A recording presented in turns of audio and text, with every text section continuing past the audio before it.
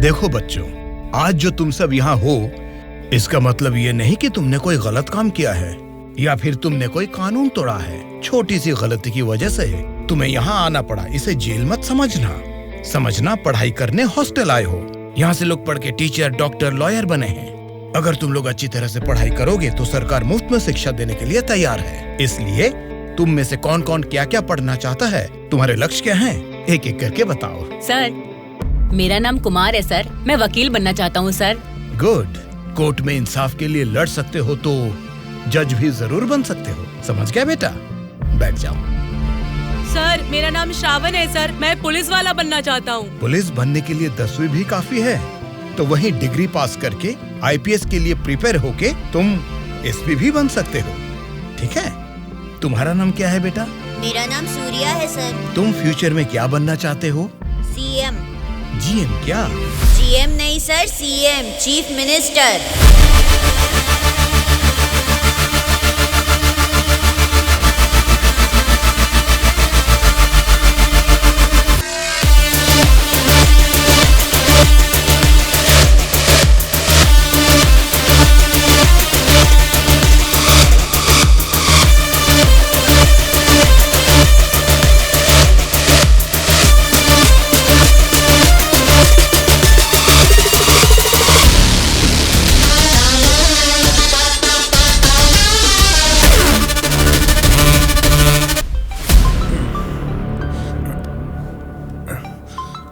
Office से तो नहीं है।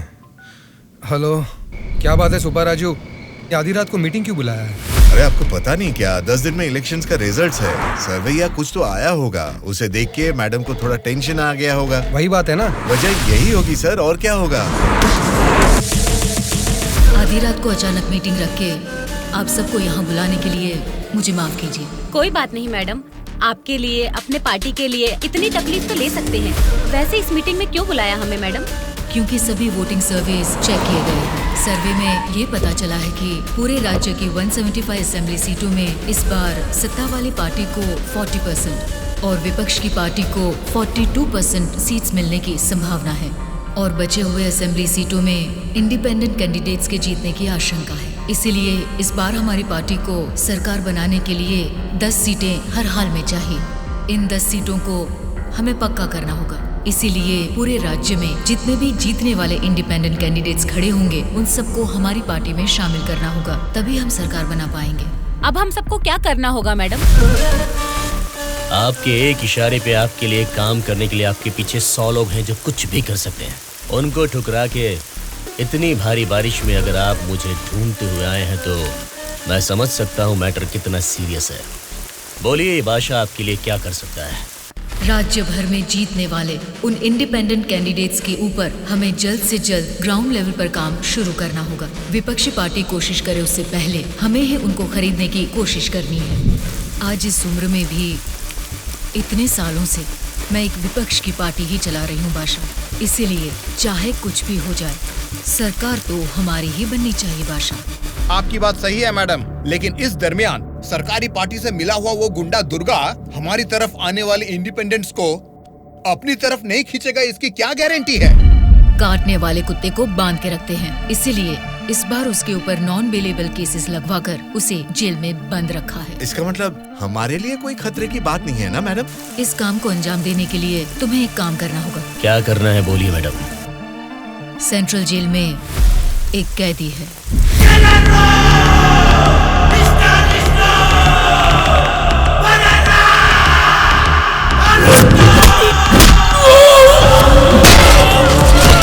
आठ 10 आदमियों को जेल भेजकर उसे मरवाना होगा।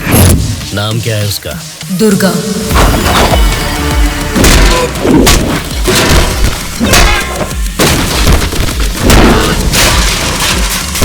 He is the most dangerous animal.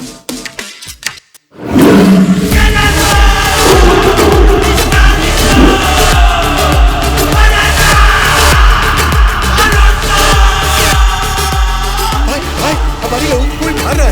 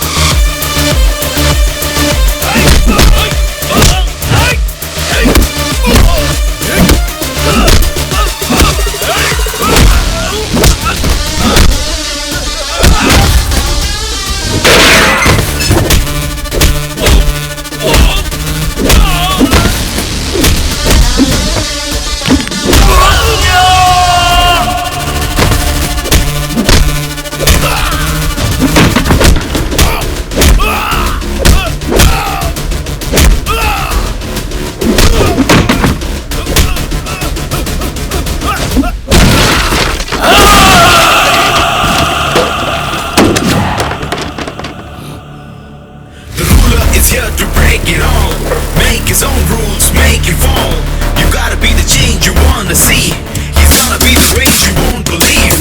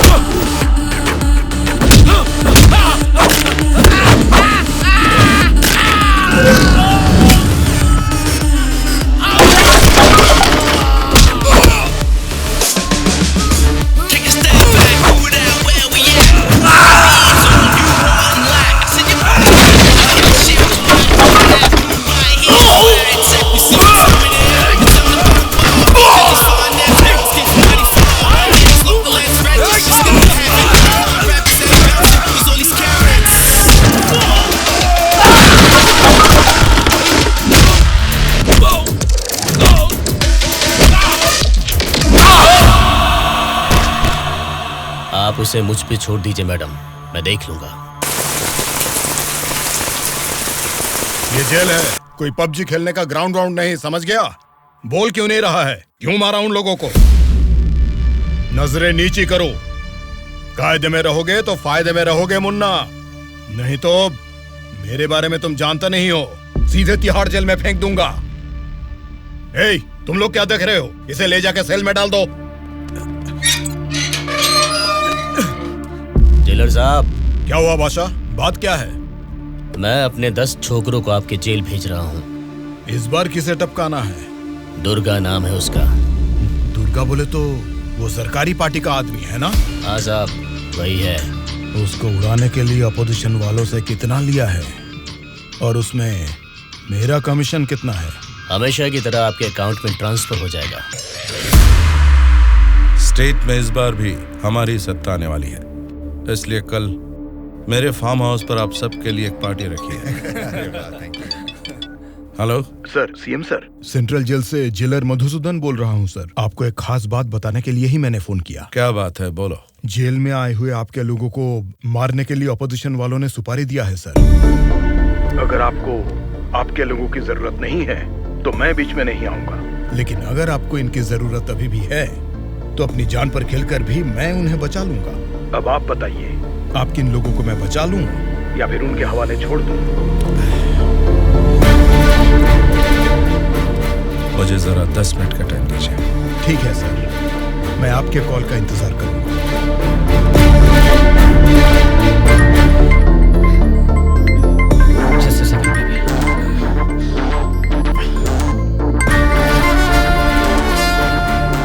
Hello मामा, बोलिए। जेल में दुर्गा को उड़ाने के लिए ऑपोजिशन वाले प्लान कर रहे हैं। वो अभी भी हमारे लिए कोई काम का है क्या? अरे मामा, अब पूरा काम उसी के हाथ में है मामा। अगर हाथ पर हाथ धरे बैठे रहे तो वो पार्टी फिर से सत्ता में आ जाएगी, तो फिर वो हमारे किस काम का रहेगा? इस बार जैसा आप सोच रहे हैं, सत्ता हमारे हाथ में नहीं है मामा। 70% उन्हीं के फेवर में है। ये बात तुझे कैसे पता? इलेक्शन सर्वे रिपोर्ट्स में वो हमसे ज्यादा स्ट्रॉन्ग है मामा। अगर वोट्स काउंटिंग में भी वो हमसे आगे निकले तो हमें कुछ और एमएलएस की जरूरत पड़ेगी मामा।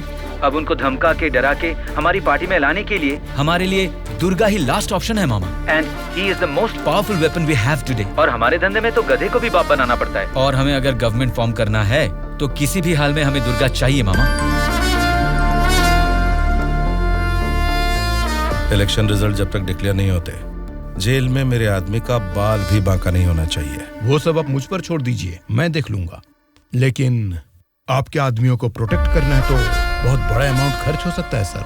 वो मैं देख लूंगा। सर, मेरा एक छोटा सा डाउट है सर। क्या डाउट है? आपने दुर्गा को मरवाने के लिए पैसे लिए थे ना, अब बचाने के लिए पैसे ले रहे हैं। ये बात मेरे पल्ले नहीं पड़ी सर, मुझे थोड़ा कंफ्यूजन हो रहा है। पागल कहीं। इसी को अंग्रेजी में पॉलिटिक्स बोलते हैं और हमारी भाषा में बोलते हैं राजनीति, समझे?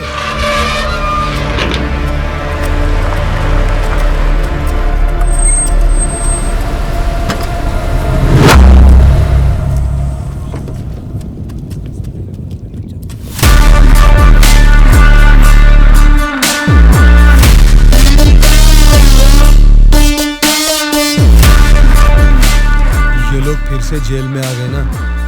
अब लगता है जेल में कोई बड़ा कांड होने वाला है।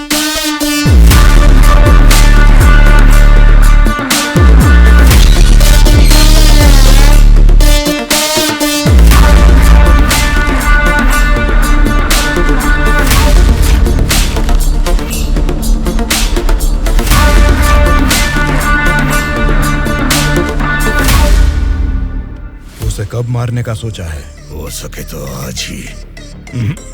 आज छोड़ देना, कल विजिटिंग आवर्स है, मुमकिन नहीं होगा। परसों मारने का प्लान बनाओ। ठीक है फिर।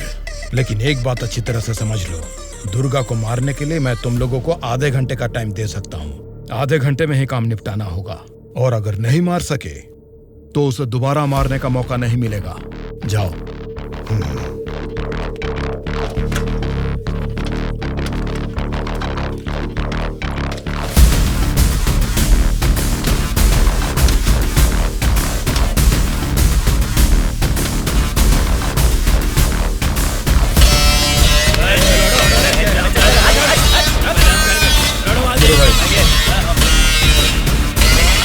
आगे चल। अल्लाह, ये सुना नहीं क्या?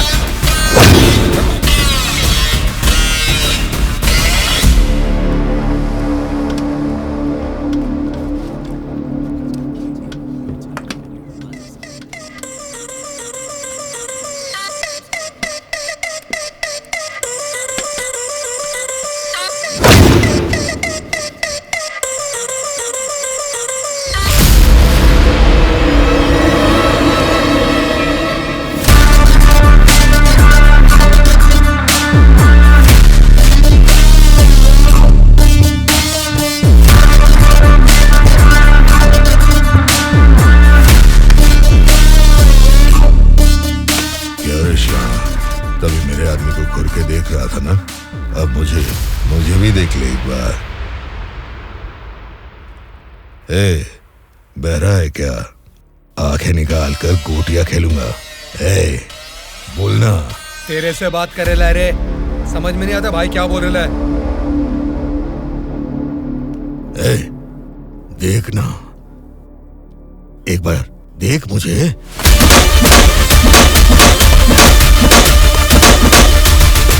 मेरे बारे में तुम जानते नहीं हो, सीधे तिहाड़ जेल में फेंक दूंगा।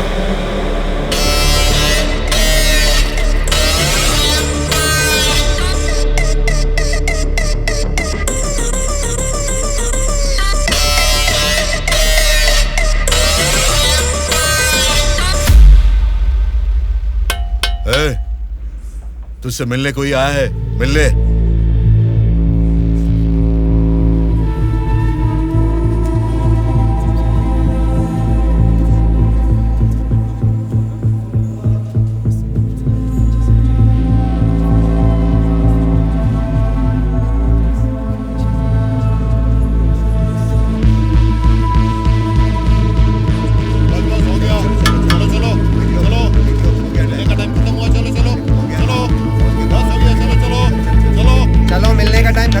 चलो निकलो यहाँ से, चलो टाइम हो गया। चल शिवा तू निकल, मैं बाद में ध्यान रख अपना।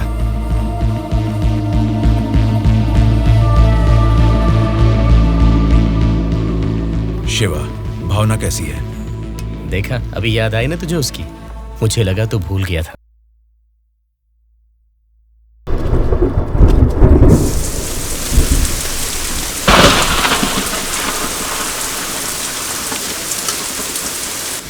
दुर्गा वॉशिंग एरिया में है, बिना गड़बड़ किए उसे टपका देना।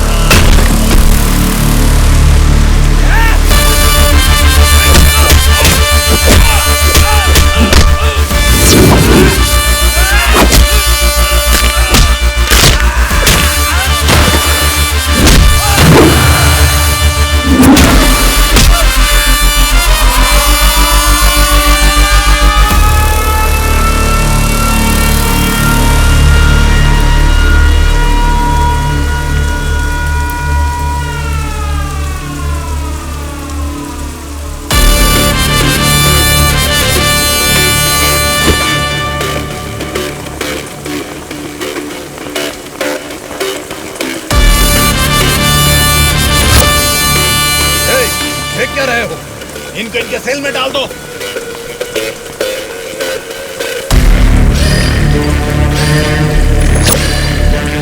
हाँ जेलर साहब। यो बादशाह, तुम और 10 लोगों को भेजोगे ना तो भी जेल में उस दुर्गा को नहीं मार सकोगे। क्या हुआ जेलर साहब? क्या हुआ है? तुमने जिन 10 लोगों को भेजा उन्हें उसने कुत्ते की तरह पीटा। मुझे तो लगता नहीं है उनमें से एक भी जिंदा बचेगा। आइंदा जेल के अंदर ऐसी बचकानी हरकत मत करना। जेल के बाहर ही निपटाओ। प्लानिंग जेल के बाहर करो। रखो फोन।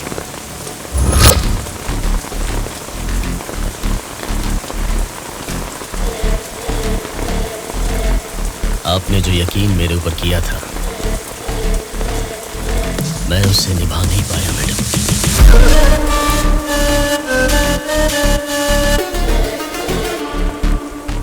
आप ये गन लीजिए मैडम। इस गन से मुझे अभी इसी वक्त यहीं पे मार दीजिए, नहीं तो मुझे एक और मौका दीजिए। मैं खुद जेल में जाकर उस दुर्गा को मारूंगा।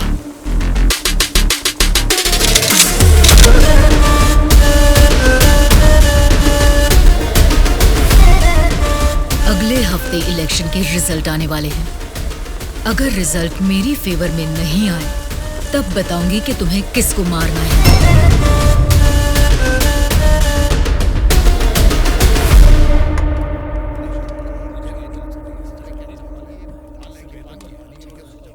मेरा नाम दुर्गा है।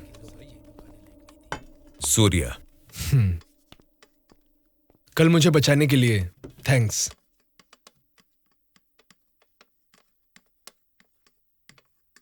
तुम्हारे बारे में सुना था, तुम किसी मर्डर केस में जेल आए हो।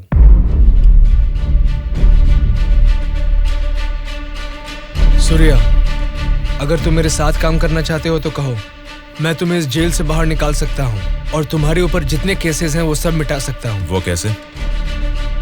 मेरी सरकार में अच्छी जान पहचान है। अगर तुम हमारे साथ काम करना चाहते हो तो कहो, हमारी पार्टी सत्ता में आते ही तुम्हारे ऊपर से सारे केसेस हटवा दूंगा। तुम सच में मेरे ऊपर से वो केस निकलवा दोगे तो मैं तुम्हारे साथ मिलकर कुछ भी करने के लिए रेडी हूं। तो आज से हम दोनों फ्रेंड्स। हाँ।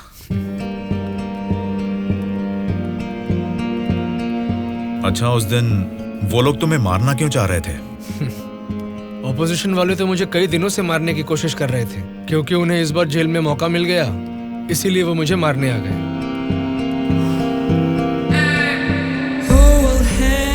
अगर उस दिन वो लोग तुम्हें मार देते तो? क्या होता, जेल में तुम्हारे जैसे अच्छे फ्रेंड को खो देता।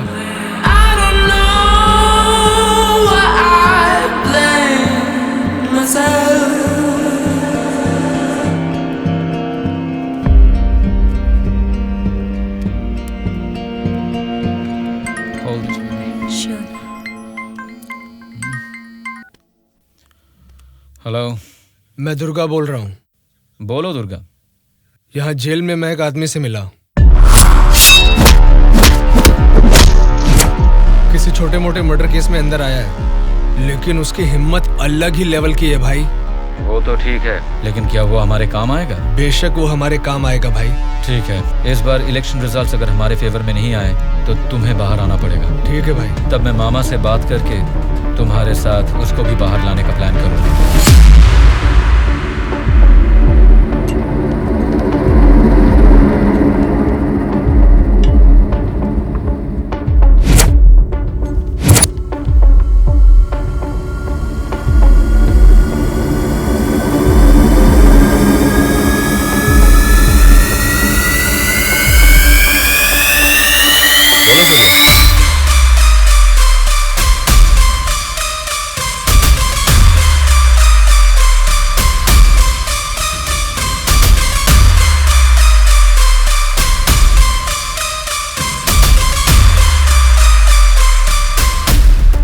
देखो सूर्या, ये सोसाइटी नहीं बदलेगी, ना ही जनता। ये 100 साल के इतिहास में तुम्हें कभी लगा है कि वोट डालने का तरीका बदला है? हमें क्या लेना है सूर्या, मेरी बात सुन, ये सब अभी से छोड़ दे। देखो शिवा, जैसा तू बोल रहा है ये समाज नहीं बदला होगा, पब्लिक ने वोट देने का तरीका भी नहीं बदला होगा, लेकिन पब्लिक को पालने वाले नेता लोगों को हमें बदलना है यार। 40 दिन के इंतजार के बाद हुआ पर्दाफाश। जीते हुए उम्मीदवार जश्न मना रहे हैं तो हारे हुए उम्मीदवार उसकी वजह ढूंढने में जुट गए हैं। जनता के वोट ये बता रहे हैं कि उन्हें किसी से कोई बैर नहीं। दोनों मेजर पार्टियों को इलेक्शन में लगभग एक समान वोट मिले हैं। राज्य के पूरे 120 असेंबली सीटों में से सरकारी पार्टी को 48 सीट मिले हैं, वहीं ऑपोजिशन पार्टी को 52 सीट मिले हैं। बाकी 20 सीटें इंडिपेंडेंट एमएलएस को मिले हैं और वो ही तय करेंगे कि राज्य में सरकार किस पार्टी की बनेगी।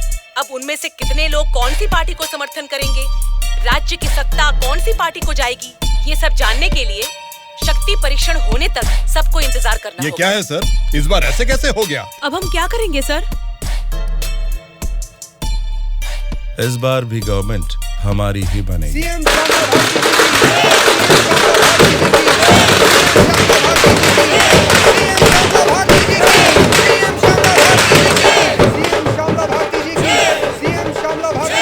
मैडम, इस बार सरकारी पार्टी से आपकी पार्टी लीड में है, इस बार में आपका क्या कहना है? जनता को अब हमारे ऊपर यकीन आ गया है, इसलिए इस बार हमारी पार्टी लीड में है। Thank you. श्यामला भारती जी की, सीएम श्यामला भारती जी की, सीएम श्यामला भारती जी की, सीएम श्यामला भारती जी की, सीएम श्यामला भारती जी की, सीएम श्यामला भारती जी की, सीएम श्यामला भारती जी की, सीएम श्यामला भारती जी की।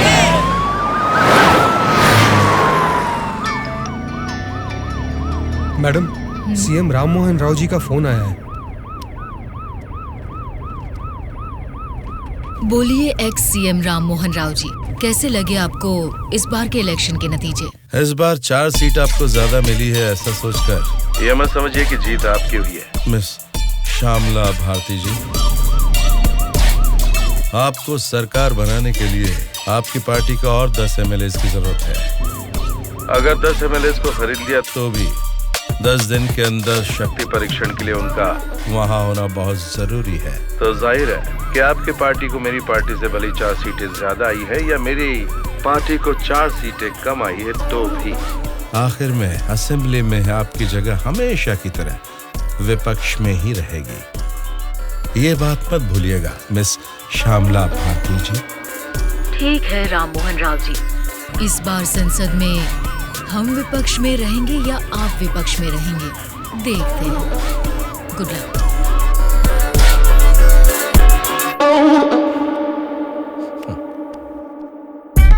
ये जानते हुए कि हमारी पार्टी लीड में है, ये राम मोहन राव कॉन्फिडेंटली कह रहा है कि हमारी पार्टी जीत नहीं सकती। इससे ये साफ पता चलता है कि हमारी पीठ पीछे साजिश हो रही है। हम एक लीडिंग पार्टी है, हमें हमारी पार्टी को सत्ता में लाने के लिए उन 20 इंडिपेंडेंट्स को हमारी पार्टी में लाने का कोई न कोई तरीका ढूंढना होगा। हमें उन 20 लोगों को जल्द खरीदना होगा मैडम, और उसका केवल एक ही रास्ता है। कौन सा रास्ता? अनंतगिरी में 20 साल से ना हारने वाले कल्याण प्रसाद को हमें सबसे पहले खरीदना होगा मैडम। उसी को क्यों? वही किंग मेकर है मैडम। जितने भी 20 इंडिपेंडेंट उम्मीदवार है वो सब उसी के हाथ में रहते हैं। तो फिर जल्द से जल्द बुलवाइए उसे। कल्याण प्रसाद को फोन करके कहो कि तुरंत मेरे फार्म हाउस पर आकर मुझसे मिले। ओके? ठीक है सर।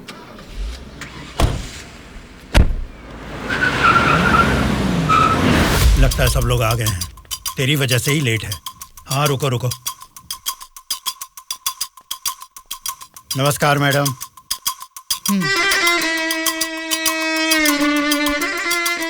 मैडम डायरेक्टली पॉइंट पर बात करेंगे, इससे दोनों का टाइम बचेगा।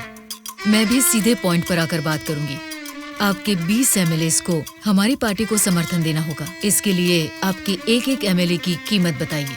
एक एक एमएलए ने अपने मतदान क्षेत्र में जीतने के लिए तकरीबन 50 करोड़ रुपए खर्च किए हैं। एक एक एमएलए को 100 करोड़ दे दीजिए।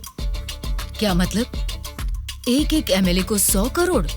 मतलब इसके हिसाब से 20 एमएलए को 2000 करोड़? हाँ मैडम। इतना क्यों?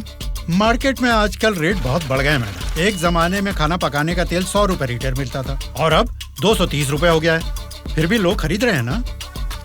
वैसे जनता के बारे में हम कुछ सोच रहे हैं क्या? नहीं ना।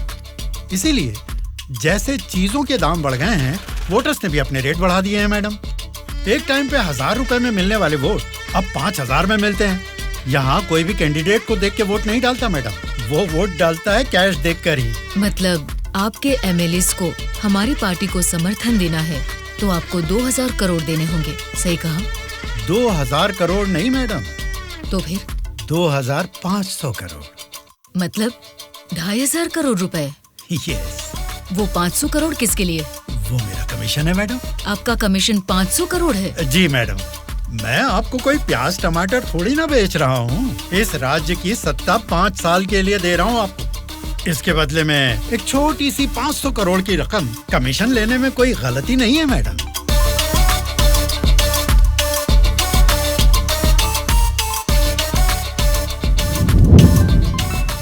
सत्ताधारी पार्टी का फोन।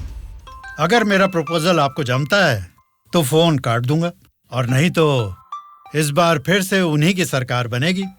सोच लीजिए।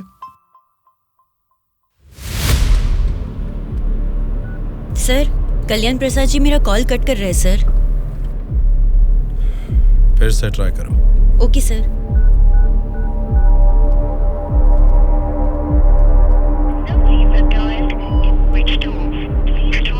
सर, फोन स्विच ऑफ आ रहा है सर। ठीक है, उसे वॉइस मैसेज भेज दो। Okay sure sir. आपने 2500 करोड़ मांगे जो मैं दे रही हूँ। कोई गलती नहीं होनी चाहिए। शक्ति परीक्षण वाले दिन हमारे 20 एमएलए आपके पीछे दुम हिलाते हुए चलेंगे। आप जहाँ साइन करवाएंगी वहाँ करेंगे। अब आप सीएम पद की शपथ लेने के लिए तैयारी कीजिए मैडम। लेकिन उसके पहले हमें एक काम करना है। वो क्या है मैडम? आपने मुझसे हाथ मिला लिया है, ये खबर राम मोहन राव को जरूर पता चल जाएगी। हमें हमारे एमएलएस को सेफ रखना होगा। इसलिए उन सभी एमएलएस को राम मोहन राव से सेफ रखने के लिए मैंने बेंगलुरु में एक स्टार होटल पूरा बुक कर लिया है। शक्ति परीक्षण होने तक वो सारे उधर ही रहेंगे। आपके एमएलएस के साथ हमारे एमएलएस को भी मिलाकर उधर भेजेंगे तो वो सब साथ में वहाँ सेफ रहेंगे। आपकी बात सही है मैडम, पर उस राम मोहन राव के डर से सिटी से इतनी दूर बेंगलुरु में एमएलएस को रखने की जरूरत नहीं है मैडम। वो क्या है ना, शहर के बीचों बीच मेरे कंट्रोल में एक जगह है जिसके बारे में किसी को नहीं पता। ये 10 दिन हम अपने एमएलएस को वहीं छिपाएंगे तो टाइम भी सेव होगा और अपने लोग अपने ही साथ हैं ये भरोसा भी रहेगा। लेकिन उतनी सेफ प्लेस इस सिटी में कहाँ है? सॉरी मैडम, शक्ति परीक्षण होने तक उस जगह के बारे में मैं आपको भी नहीं बताऊंगा। ठीक है, फिर आपके एमएलएस के साथ हमारे एमएलएस को भी आपकी बताई हुई जगह पर भेजूंगी। देखना कोई भूल ना हो। Okay madam. सत्या। हाँ सर। सर, श्यामला भारती जी ने कल्याण प्रसाद जी को 2500 करोड़ में खरीद लिया। अब हमारी हालत क्या होगी सर? हमारी सरकार गिर गई क्या? सर, इलेक्शन में मैंने 100 करोड़ खर्च किया, अब मेरा क्या होगा सर? बताइए सर, क्या होगा सर? क्या होगा? बस चुप हो जाओ। परेशान होने की जरूरत नहीं है। शक्ति परीक्षण में अभी टाइम है। मैं जानता हूं मुझे क्या करना है। आपकी बात मुझे समझ आ गई। अभी मुझे क्या करना है बोलिए। अनऑफिशियली किसी भी हालत में दुर्गा मुझे जेल से बाहर चाहिए, चाहे जितने भी पैसे लग जाएं। तुरंत जेलर से बात करके काम को अंजाम दो। ठीक है मामा, पर एक रिक्वेस्ट है। बोलो क्या है? दुर्गा के साथ एक और आदमी को जेल से बाहर निकलवाना है मामा। कौन है वो? उसका नाम है सूर्या। उसकी गट्स, उसकी हिम्मत, वो अलग ही लेवल की है। हो सकता है, लेकिन किसी भी अनजान आदमी के ऊपर इस तरह से आंख मूंद कर भरोसा कैसे कर सकता है? ये स्टेट गवर्नमेंट का मामला है। अगर कुछ गलत हो गया तो मेरा पूरा पॉलिटिकल करियर खत्म हो जाएगा। मेरा यकीन कीजिए मामा, हमारे गवर्नमेंट को गिरने से बचाने के लिए इस ऑपरेशन में दुर्गा से ज्यादा वो ही एक्टिवली काम करेगा। ठीक है, अगर तुम उसकी इतनी तारीफ कर रहे हो तो काम खत्म होते इन दोनों को फिर से जेल में डाल दूंगा। मैं भी उससे जरूर मिलना चाहूंगा।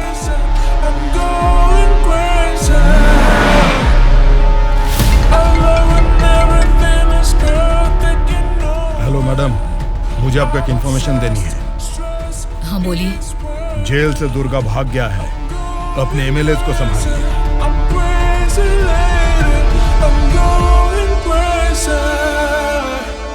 इनको अभी छोड़ के आपने वो पार्टी को इन्फॉर्मेशन क्यों दे दिया सर? वो लोग आपस में लड़के मरेंगे तो ही ना हम जैसे लोग सेफ रहेंगे।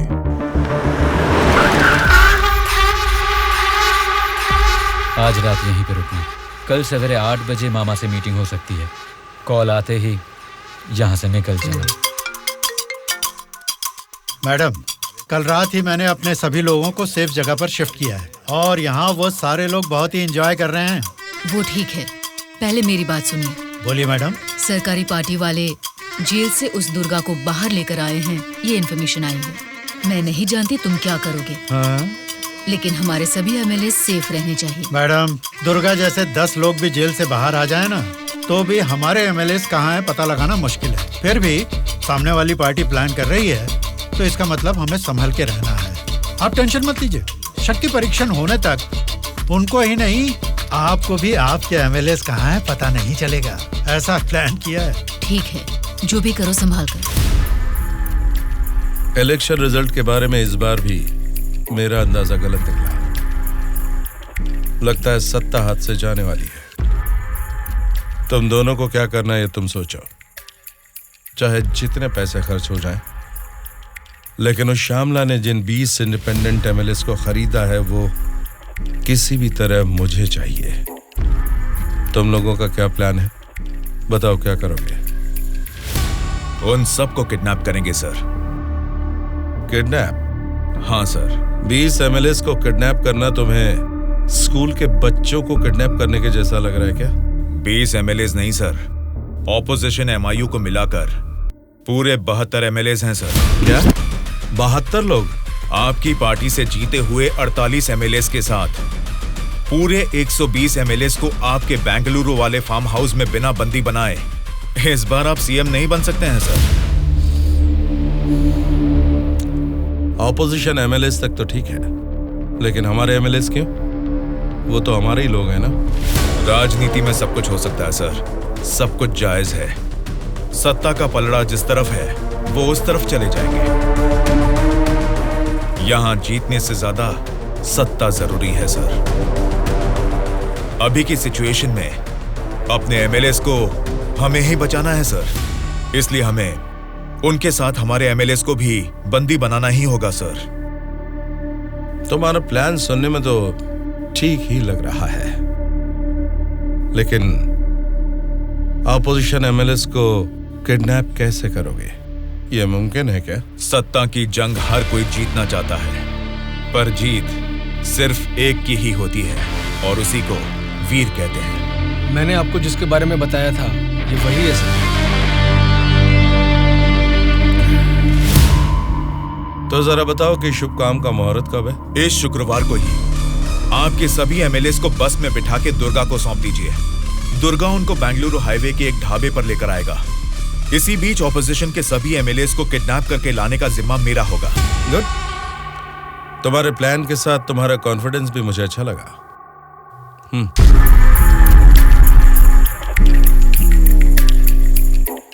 इस बैग में 2 करोड़ है, इसे सिर्फ एडवांस ही समझो।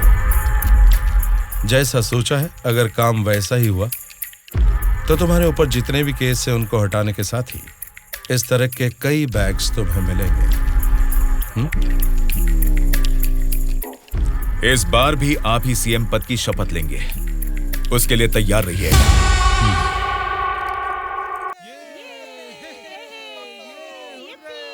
कल्याण प्रसाद के फोन का लास्ट कॉल लोकेशन कल रात 11 बजे का गुलजार हाउस में दिखा रहा था।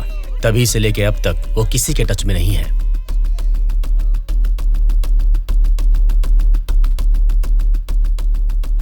तो फिर वो पक्का गुलजार हाउस में ही है। हाँ बोलो।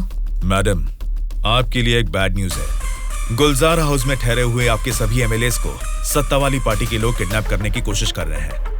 आप फौरन उनको वहां से कहीं और शिफ्ट करवाइए, नहीं तो सीएम नहीं बन पाएंगी। लेकिन तुम कौन हो? आपका हितैषी हूं।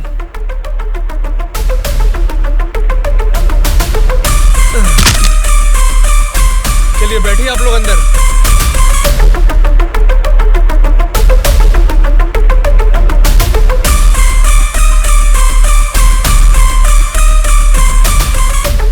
बोलिए मैडम। कहाँ हैं आप? मैं नहीं बता सकता। मैं सीरियसली कुछ पूछ रही हूँ, उसका सीधा जवाब दीजिए। मैं भी सीरियसली ही बोल रहा हूँ मैडम, नहीं बता सकता। आप सब गुलजार हाउस में हैं, ये बात मैं अच्छी तरह से जानती हूँ। वो कैसे मैडम? गूगल मैप पे भी सर्च करने पर इस जगह के बारे में किसी को पता नहीं चलता। सिर्फ मुझे ही नहीं बल्कि सरकारी पार्टी वालों को भी पता है कि आप सब कहाँ छुपे हो। अब क्या करें मैडम? उनके वहाँ पहुँचने से पहले निकलो वहाँ से और अपने साथ सभी एमएलएस को वहाँ से शिफ्ट कर दो। लेकिन अभी के अभी इतने एमएलएस को कहाँ शिफ्ट करेंगे मैडम? मैं बस भेज रही हूँ, मेरे बेंगलोर वाले रिसोर्ट में शिफ्ट हो जाओ। समझ गए तुम? समझ गया।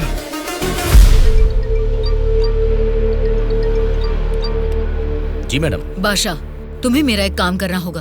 बोलिए मैडम। हमारे सभी एमएलएस को हम अर्जेंटली एक बस से बेंगलोर रिसोर्ट में शिफ्ट कर रहे हैं। हमारी बस सेफली बेंगलोर पहुंचे तब तक तुम्हें उसे फॉलो करना है। ठीक है मैडम। तुरंत अपने आदमियों के साथ बेंगलोर हाईवे पर वेट करो।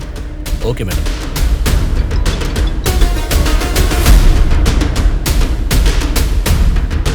हेलो मैडम, मैं ट्रैवल एजेंसी का बस ड्राइवर बोल रहा हूँ मैडम।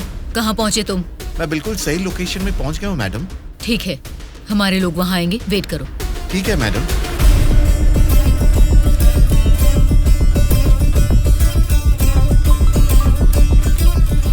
हाँ बोलिए मैडम। बस आ गई है, आप सब तुरंत वहाँ से निकल जाइए। ठीक है मैडम। बस आ गई है, चलिए सब लोग बस में बैठिए।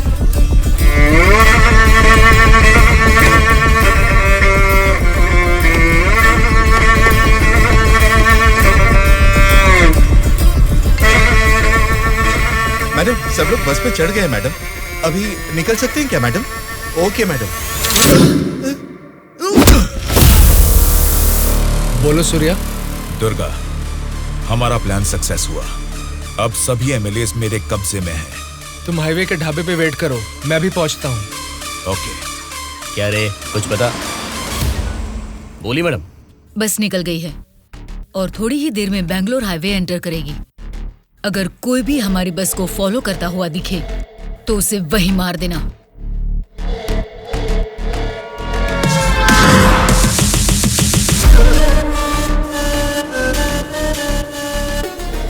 मैडम, हमारे एमएलए की बस अभी सामने से क्रॉस हो गई है। तुम ध्यान से हमारी बस को फॉलो करना, ठीक है? ठीक है मैडम। ए चलो रे।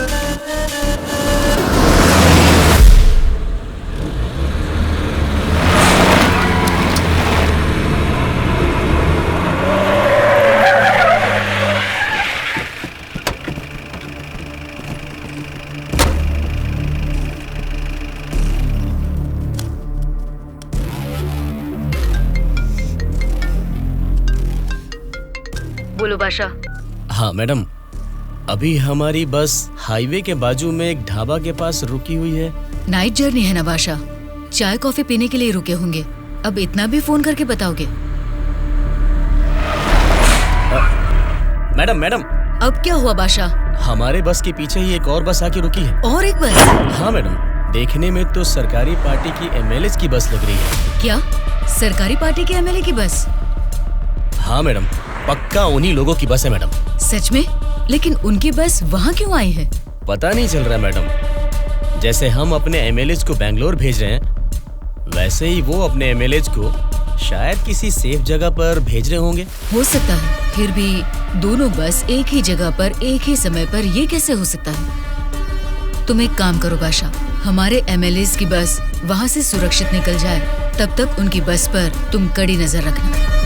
ठीक है मैडम।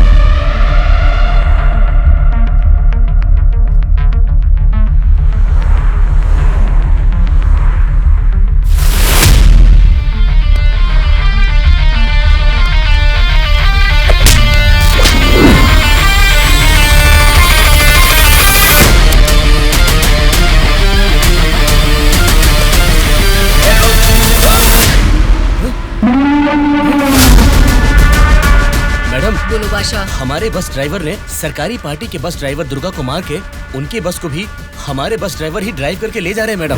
व्हाट? उनकी बस को हमारे ड्राइवर क्यों ले गए हैं? मुझे भी कुछ समझ में नहीं आ रहा मैडम। ठीक है, मैं अपने ड्राइवर को फोन करके पता लगा लूंगी। पहले तुम हमारी बस को फॉलो करो। Okay madam. Hello madam. Anwar, क्या कर रहे हो तुम लोग? कुछ लोग आके मुझे मार के हमारी बस को लेके गए मैडम। बोली मैडम। बादशाह, वो लोग अपने ड्राइवर नहीं हैं, कोई क्रिमिनल्स हैं। उनका पीछा करो। Stop them right now. ठीक है मैडम।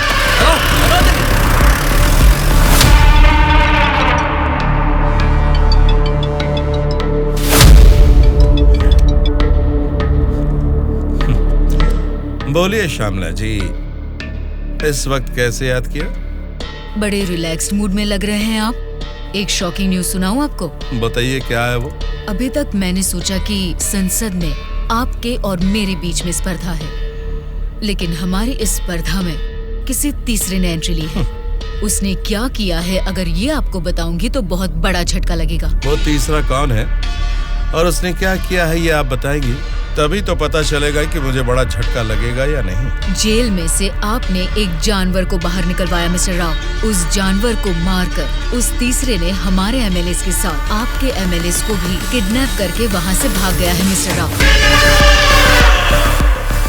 अगर मुझे पता चला कि उस तीसरे और आपके बीच में कुछ कनेक्शन है, तो मेरी एक बात याद रखना, आपका पॉलिटिकल करियर मैं पूरी तरह से बर्बाद कर दूंगी मिस्टर राम मोहन राव।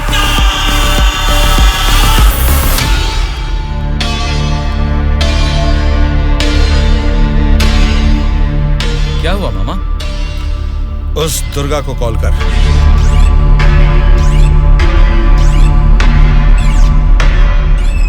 वो फोन नहीं उठा रहा है। उसके फ्रेंड को कॉल कर।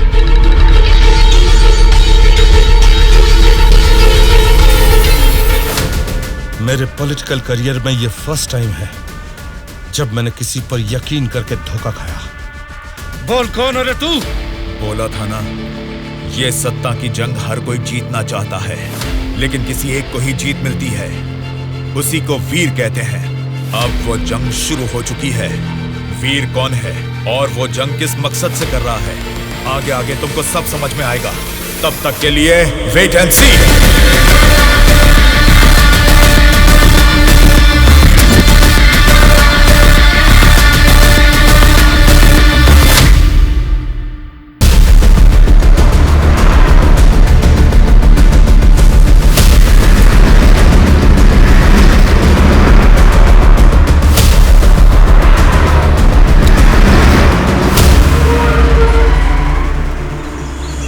कौन सी जगह है?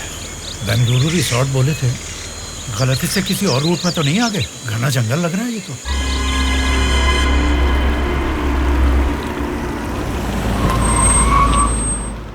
सर वो क्या है कि तुम पर भरोसा करके काम सौंप दिया, इसके लिए तो मुझे खुद को जूते मारने चाहिए।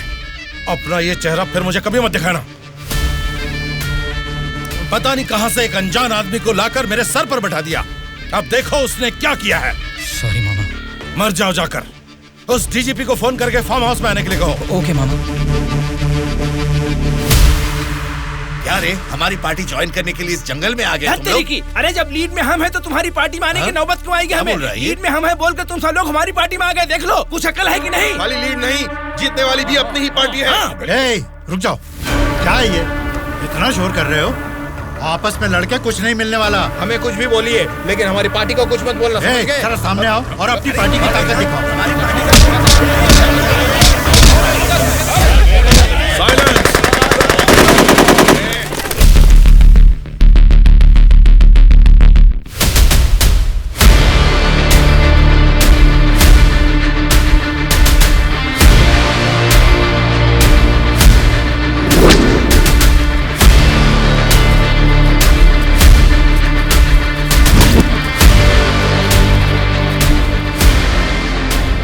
क्या सोच रहे हो? जैसे जी में आ रहा चिल्ला रहे हो, अपनी मर्जी से आपस में लड़ रहे हो। ये तुम्हारी असेंबली नहीं है, ये जंगल है। मेरा जंगल, मेरा जंगल, मेरा जंगल। यहाँ कोई स्पीकर नहीं होगा, माइक नहीं होगा, ना ही वॉकआउट होगा। हम सब हाईवे से तकरीबन 250 किलोमीटर की दूरी पर घने जंगल में हैं। बेटा, तुम लोग नेक्सलाइस्ट हो, माओइस्ट हो, टेररिस्ट हो? कौन हो बेटा तुम लोग? वो सब कहां से पैदा हुए हैं? तुम जैसे लोगों की गलती से ही वो लोग पैदा हुए हैं। बेटा, तेरी बात मैं मानता हूँ, लेकिन मैं शुगर पेशेंट हूँ। टाइम पर खा के अगर मैंने दवा नहीं लिया तो मेरी बॉडी कांपने लग जाती है बेटा। तुम हेल्थ मिनिस्टर हो ना? हाँ बेटा। तुम्हारे पास बड़े हॉस्पिटल्स हैं, फिर भी तुम्हें ये सब बीमारियां हैं, तो तुम पब्लिक का भला कैसे करोगे? बेटा, हमारे पेट में चूहे दौड़ रहे हैं, पहले कुछ खाने के लिए तो दे दीजिए।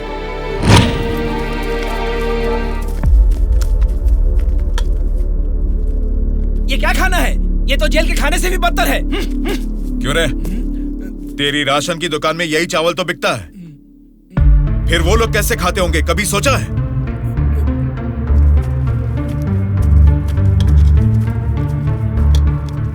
बस बेटा बस, चावल खाने में कमी ही करनी चाहिए, ज्यादा नहीं खाना चाहिए। अच्छा, तो फिर इतनी जायदाद कैसे बना ली? उसमें भी तो कमी कर सकते थे, पर उसमें तो करोगे नहीं। देखो बेटा, तुम्हारी बातें और करतूतें तो कमाल की हैं, लेकिन कमी है तो बस चेहरा नहीं दिखाया तुमने। जरा वो भी दिखा दो। तुझसे देखा नहीं जाएगा। बाप रे, इतना डरावना है तुम्हारा चेहरा? तो फिर देखो। हाँ तो फिर दिखाओ ना।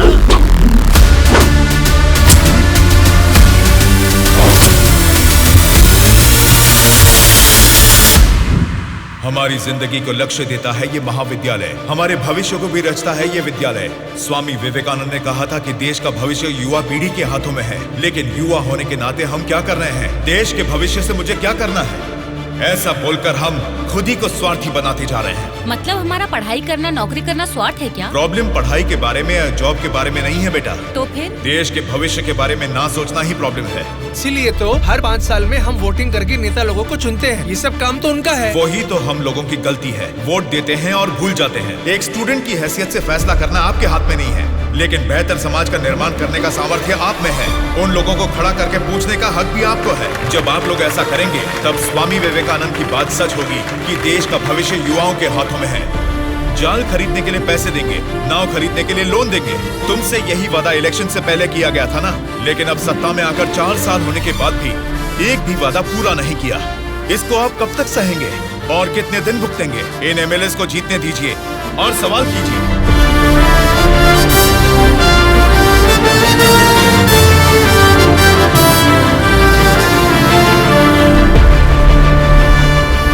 18 साल की उम्र होने के बाद ही हमारे देश में मतदान का हक क्यों दिया जाता है जानते हो? ताकि हम एक सही नेता को चुन सके। लेकिन हम क्या कर रहे हैं? हम बिना सोचे समझे और उनसे पैसे लेकर वोट डाल रहे हैं। अगर ऐसा ही चलता रहा तो कल को आपके बच्चे और फिर उनके बच्चे, हर किसी को इसी तरह की परेशानी होगी। हमें अब बिना सोचे समझे और पैसे लेकर वोट डालने की इस प्रथा को खत्म करना ही होगा। और अगर हमने ऐसा नहीं किया तो सबका नाश निश्चित है। आने वाली पीढ़ी को हम ये बताएंगे कि वोट की जो ताकत है उससे सरकार बदल सकते हैं।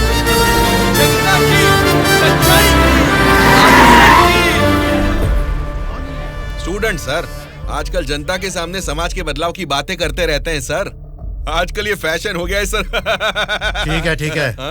उसके भाषण की वजह से अपनी इमेज डैमेज नहीं होनी चाहिए। सर, हमें उनकी परवाह नहीं करनी चाहिए। वो लोग कुछ प्रॉब्लम नहीं करेंगे सर। अपने किसी आदमी को बोलो इन पर जरा नजर बनाए रखे। Okay sir. दिल्ली से आते ही इनके बारे में कुछ करेंगे। क्या बताऊं बेटा, इस गांव की समस्या वैसे की वैसी ही है। हमारी समस्याओं को सुनने के लिए कोई वार्ड मेंबर नहीं आता है। सरपंच को तो दिखा ही नहीं, कॉर्पोरेटर काम नहीं करता, और एमएलए के लिए क्या बताऊं, 4 साल पहले हमने उनको जिताया, वो तो ऐसे गायब हुए जैसे गधे के सर से सिंह। उनसे मिलने जाऊं तो लात मार के भगा देते हैं।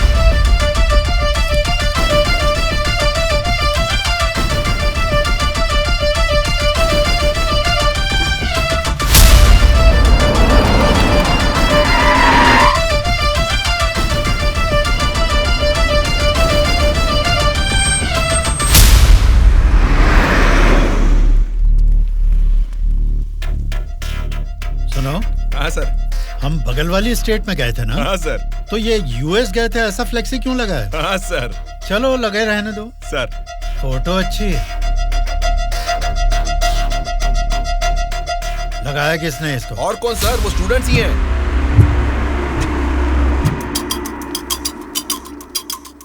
इन पोस्टर्स को देखकर वो एमएलए पक्का रिएक्ट करेगा। रिएक्ट तो करेगा, पर कैसे रिएक्ट करेगा वो पता नहीं चल रहा। जैसा भी रिएक्ट करें, कोई भी प्रॉब्लम आने तो हम सबका सामना कर लेंगे साथ में। जैसा आपने सोचा वैसा नहीं होगा। शक्ल से तो पढ़े लिखे लगते हैं, पढ़ाई की है तो नौकरी, अच्छी नौकरी कर लेते। ऐसे पेस्ट लगा के पोस्टर लगाने की गंदी हरकतें क्यों कर रहे हैं आप लोग?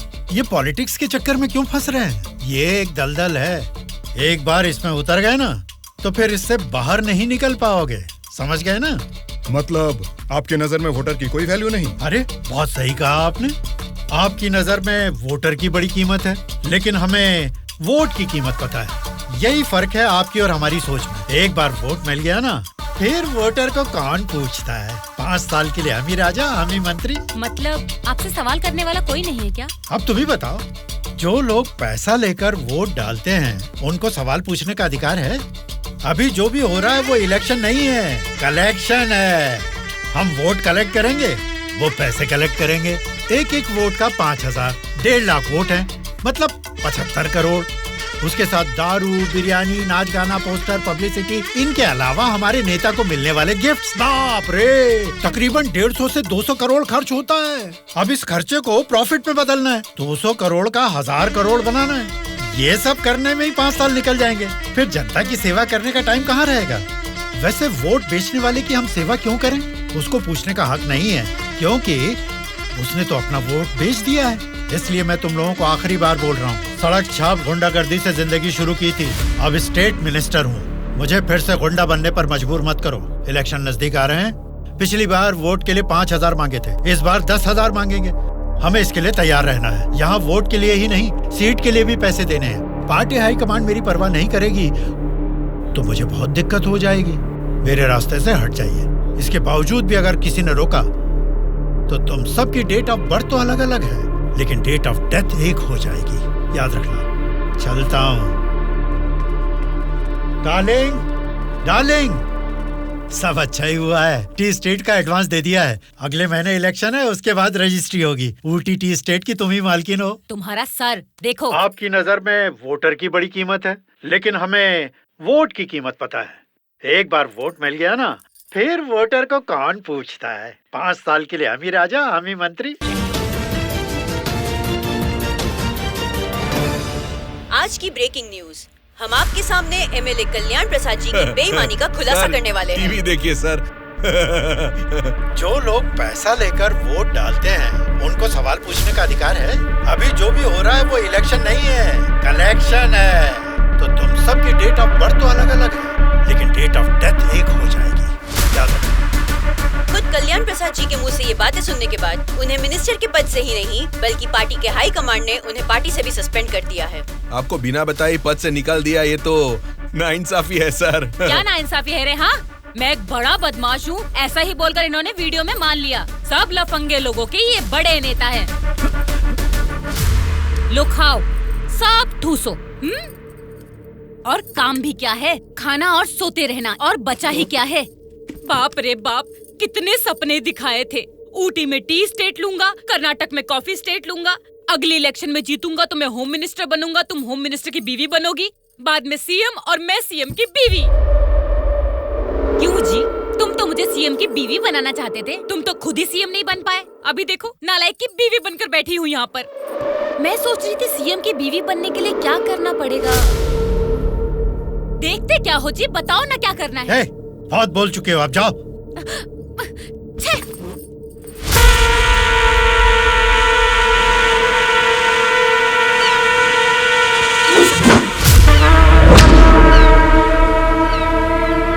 अरे क्या कर रहा है?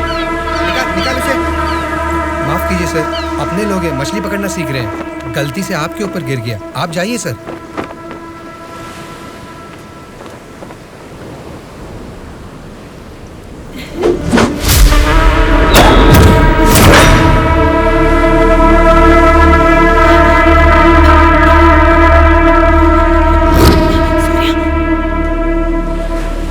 सॉरी सर, मछली पकड़ते समय समुंदर में सब मछलियां तो नहीं पकड़ सकते ना सर।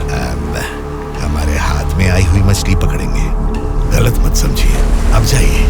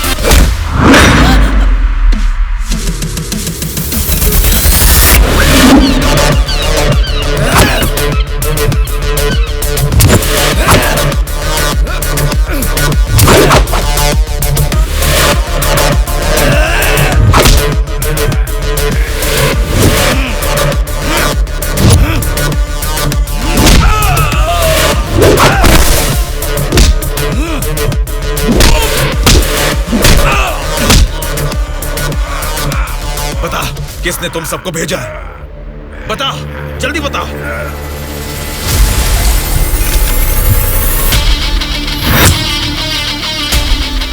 इतना हैरान क्यों है? मरा हुआ आदमी तेरे सामने जिंदा कैसे खड़ा है, यही सोच रहा है ना तू? मुझे मारना तेरे बस की बात नहीं है, ना ही तेरे बाप से हो पाएगा। वोट देना हर एक का हक है, उसे पैसे देकर मत खरीदो। एमएलए एक रिप्रेजेंटेटिव होता है जो लोगों की समस्याओं को सरकार के पास लेकर जाता है, बल्कि ये नहीं कि वो उस क्षेत्र का राजा बनकर बैठे। जस्ट एक कर्मचारी है। तुम सब कुछ भूल गए हो, इसलिए याद दिलाने के लिए पोस्टर्स लगाए, लेकिन तुम तो समझ ही नहीं पाए। अब तक तो तुम्हें ही बदलने के बारे में सोचा था, इस चुनाव क्षेत्र के एमएलए को बदलने के बारे में नहीं। लेकिन अब बदलूंगा। अगले इलेक्शन में चुनाव के लिए रेडी हो जाओ। अब की बार कलेक्शन नहीं, इलेक्शन होगा।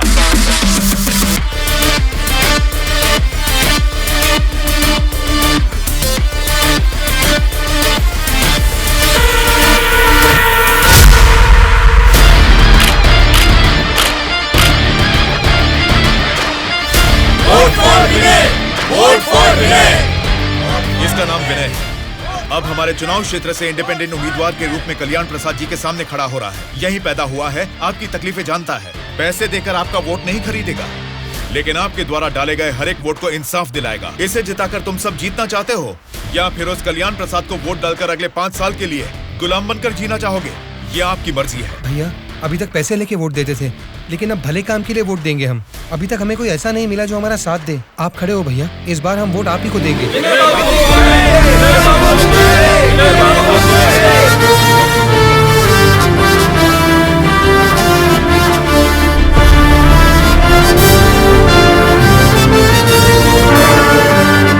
ऐसा क्या? यहाँ आप लोग बैठकर ताश खेल रहे हैं और वहाँ आपके सामने दूसरा लीडर खड़ा हो रहा है। देखो, पैसे लेकर वोट डालने वाली जनता के रहते हैं, इनकी परवाह नहीं करनी है। आपका बोया हुआ पेड़ आपको ही छांव देगा। आपका डाला हुआ वोट भविष्य का फैसला करेगा। अब किसे वोट देना है ये आप ही तय कीजिए।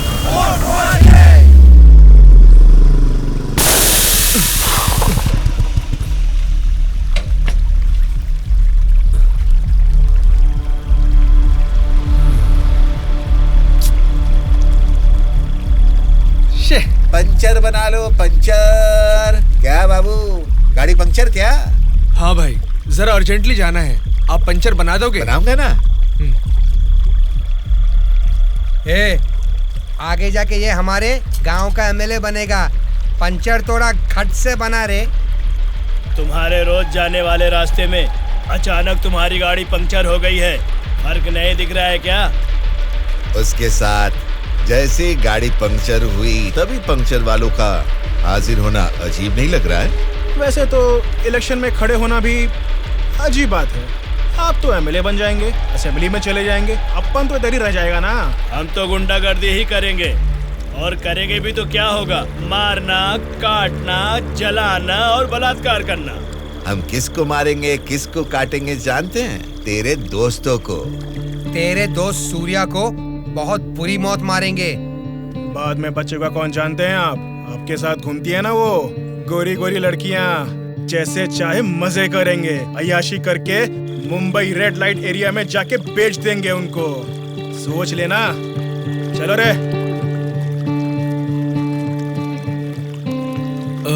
आप सबको कुछ बताना चाहता हूँ, लेकिन आप लोग गुस्सा मत होना। तो फिर तुम वो बात ही क्यों कर रहे हो जिससे गुस्सा है? अरे वो बात नहीं है। अरे तो अब बता भी दो ना। मैं ये इलेक्शन नहीं लड़ूंगा। What? सच सच बताओ, क्या तुम्हें किसी ने डराया? ऐसा कुछ नहीं है, मैं ये इलेक्शन नहीं लड़ूंगा बस। तेरी आंखों में मुझे डर दिख रहा है। क्या बात है, बोल। हाँ यार, मैं डर रहा हूँ, तो अब क्या करूँ? अगर जान का डर था तो इस इलेक्शन में खड़ा होने के लिए तैयार क्यों हुआ? कल ही नॉमिनेशन की लास्ट डेट है। कल 3 बजे एमआरओ ऑफिस के पास हम सब तेरा वेट करेंगे। तू कल आ रहा है और नॉमिनेशन भी डालेगा। उल्टा सीधा बोलेगा तो इन सब के बारे में तो नहीं जानता, लेकिन मैं तुझे मारकर समुंदर में फेंक दूंगा। याद रखना, कल शाम को 3 बजे एमआरओ ऑफिस। चलो रे। कल हम तेरे लिए वेट करेंगे।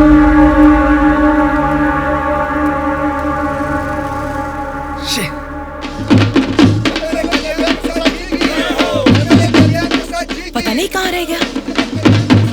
अपने आप को समझता क्या है वो? Phone is not reachable, message भी नहीं जा रहा।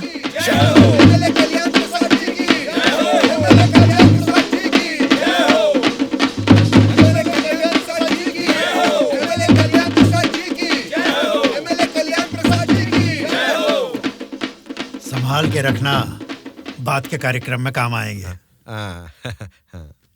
नमस्कार वोटर महाराज, आपके अनमोल वोट आप मुझे ही देंगे।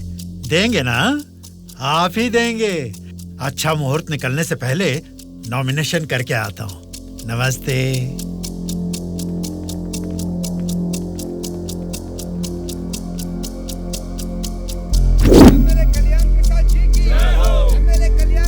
विनय को फिर से कॉल करो।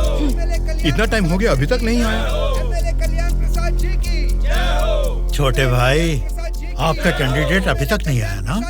राहु काल शुरू हो चुका है।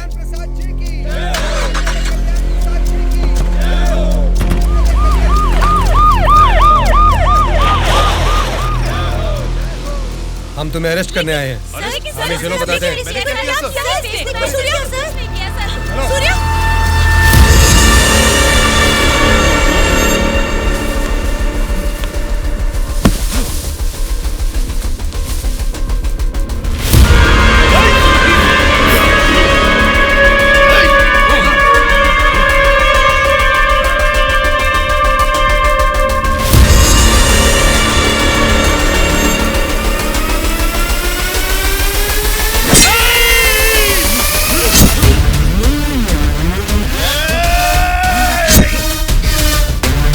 क्या हो रहा है सर? फायर रख अपना।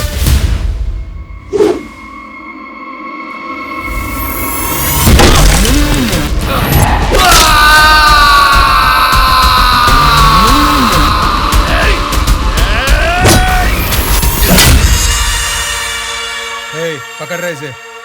सर, ये सब क्या हो रहा है सर? हो रहा है नहीं, जो हुआ है वो बता रहा हूं। पकड़ इसे।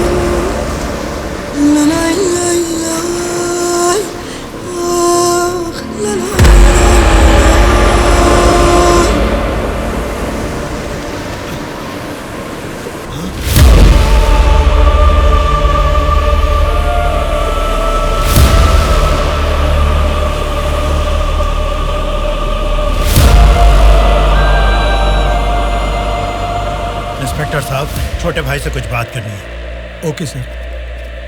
छोटे भाई, खुद को ही अकलमंद समझते हो, तुम्हारे रेंज की नहीं है, फिर भी मेरी थोड़ी सी अकल है।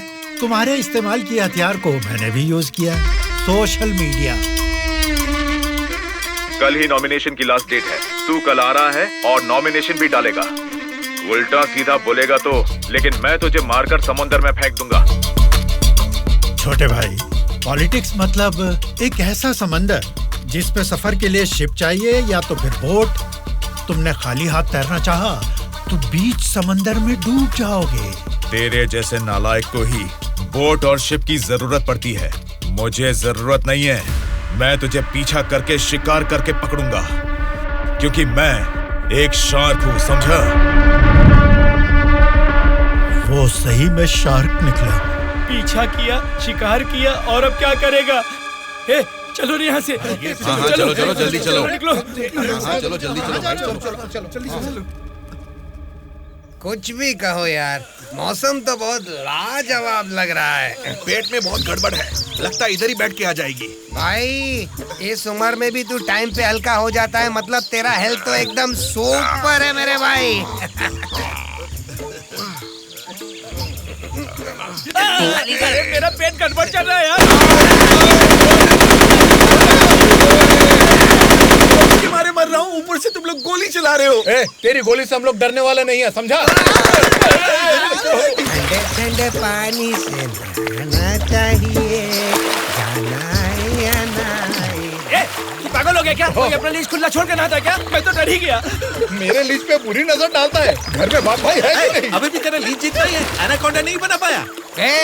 तुम लोगों को लीच और एनाकोंडा में फर्क नहीं समझता है क्या? लीच हो या एनाकोंडा हो, बीन बजाने से भी कोई फर्क नहीं पड़ने वाला है। अरे इस जंगल में बीन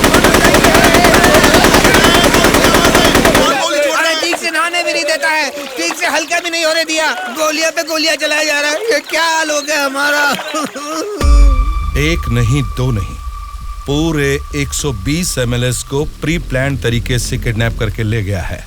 मेरी समझ में नहीं आ रहा क्या करूं। ये सब मैंने किया है। ये बात अगर जनता या मीडिया को पता लगी तो इतने साल की मेहनत से बना मेरा पॉलिटिकल करियर बर्बाद हो जाएगा। आप फिक्र मत कीजिए सर, ये हम पर छोड़ दीजिए।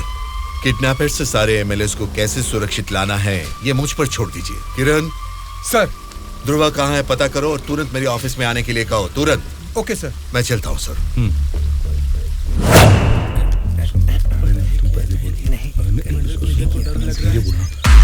मुझे तो डर लग रहा है।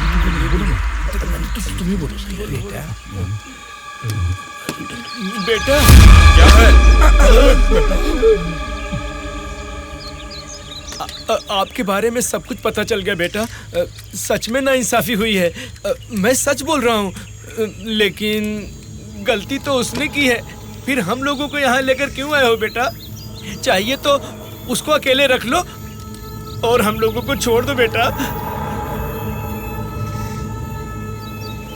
ठीक है, तुम लोग कह रहे हो तो मैं तुम्हें छोड़ दूंगा। उससे पहले मैं तुम सबसे 3 सवाल पूछूंगा। अगर तुमने सही जवाब दिया तो मैं तुम सबको आज ही छोड़ दूंगा। पहला सवाल, आप में से सनी लियोन को कितने लोग जानते हैं? क्यों नहीं जानते सर, वो तो मेरी पसंदीदा फिल्म स्टार हैं। उसे देखे बिना मुझे नींद ही नहीं आती, समझे? दूसरा सवाल, पूजा हेगड़े को कितने लोग जानते हैं? पूजा हेगड़े का मैं बहुत बड़ा फैन हूँ बेटा।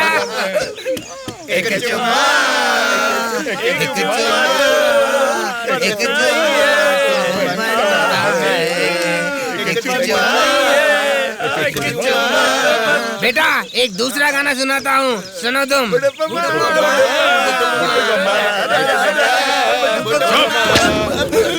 तीसरा सवाल, नारायण स्वामी को कितने लोग जानते हैं? भाई नारायण स्वामी ना, उनका व्रत मैं हमेशा रखता हूँ।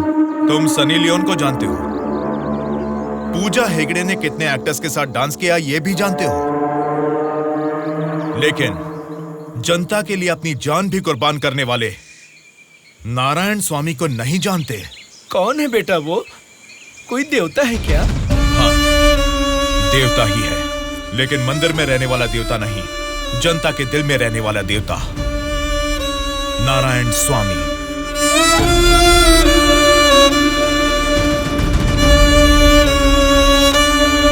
नमस्कार सर। नमस्ते माँ जी। नमस्ते नमस्ते।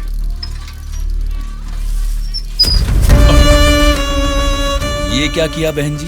क्या देख के पता नहीं चल रहा? कचरा है। हाँ वो तो पता चल रहा है, लेकिन कचरे की सही जगह तो कूड़ेदान होती है ना। तो आपने ये कचरा कूड़ेदान में डालने की बजाय यहाँ सड़क पर क्यों फेंक दिया? हमेशा कूड़ेदान में ही डालती हूँ, आज ही जस्ट मिस हो गया।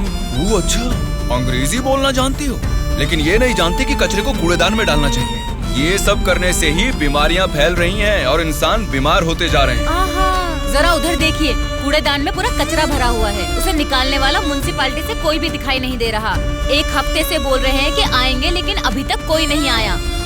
और तुम कह रहे हो कि मेरे कचरा फेंकने से बीमारी आ जाएगी? हाँ?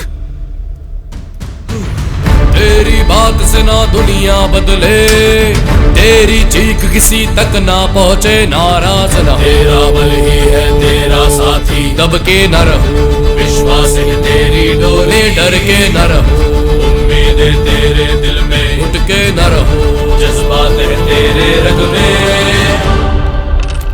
Hello, municipality office. कौन बोल रहे? नारायण स्वामी जी है क्या? अरे आपको कैसे पता चला? फोन में कैमरा लगाया हुआ है क्या? वो कुछ नहीं सर, हमारी गवर्नमेंट ऑफिस में जब लैंडलाइन बजती है तो वो आप ही का फोन होता है सर। बोलिए। सौंदर्य कॉलोनी में कूड़ेदान पूरा भर गया है बेटा, सारी कॉलोनी में बदबू फैल रही है, इसे जल्द से जल्द साफ करो। ओ ऐसा क्या? उसे साफ करने का काम हमारा नहीं है, प्राइवेट वालों को कॉन्ट्रैक्ट दिया है। क्या कहा? कचरा उठाने का काम भी प्राइवेट लोगों को दे दिया है? तो फिर आप क्या कर रहे हैं? आप जैसे लोगों के सवालों का जवाब दे रहे हैं नारायण स्वामी। ठीक है, उस कॉन्ट्रैक्टर का नंबर दो। हेलो, कॉन्ट्रैक्टर गंगाधर जी हैं क्या? हाँ बोल रहा हूँ। आप कौन हैं? मैं नारायण स्वामी हूँ। सौंदर्य नगर का कचरा उठाने का कॉन्ट्रैक्ट आपने ही लिया है ना? हाँ हाँ मैंने ही लिया है। यहाँ का कूड़ेदान ऊपर तक भर चुका है, पूरी कॉलोनी में बदबू फैल गई है। आप इसे क्लीन क्यों नहीं करते? अच्छा, वो पुराना टेंडर खत्म हो गया है सर। नया टेंडर अगले महीने में डाल रहे हैं। नया टेंडर आने के बाद ही क्लीन करेंगे, समझे? हाँ, तो तब तक इसे ऐसे ही छोड़ देंगे क्या? थोड़ी जिम्मेदारी निभाइए। जिम्मेदारी की इतनी फिक्र है तो खुद ही क्लीन कर लो ना।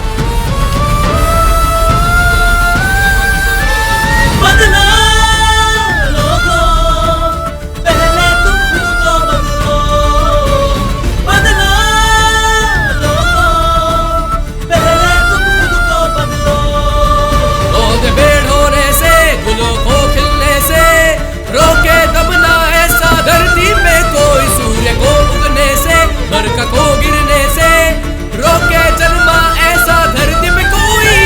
बदला लोगों, पहले तुम खुद को बदलो। अरे ये क्या कर रहे हो? मैंने अभी सफाई की है। तुम्हें पेशाब करने के लिए यही जगह मिली? वहाँ सामने ही पब्लिक बाथरूम है, वहाँ जाके करो।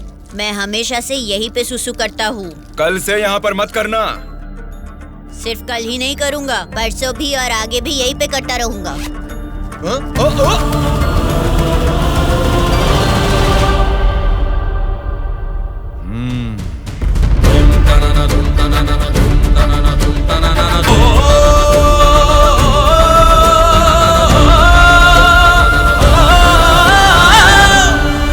क्या हुआ? क्यों नहीं पेशाब किया? तुम अच्छे लड़के हो, इसीलिए नहीं कर पाए। ये एक बीज है। ऐसे क्या देख रहे हो?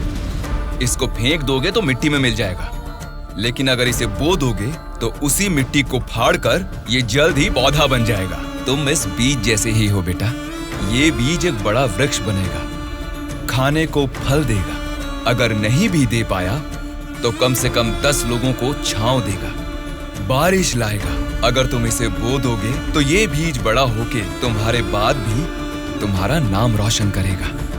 अब इसे बोना है या फेंक देना है, तुम्हारी मर्जी है।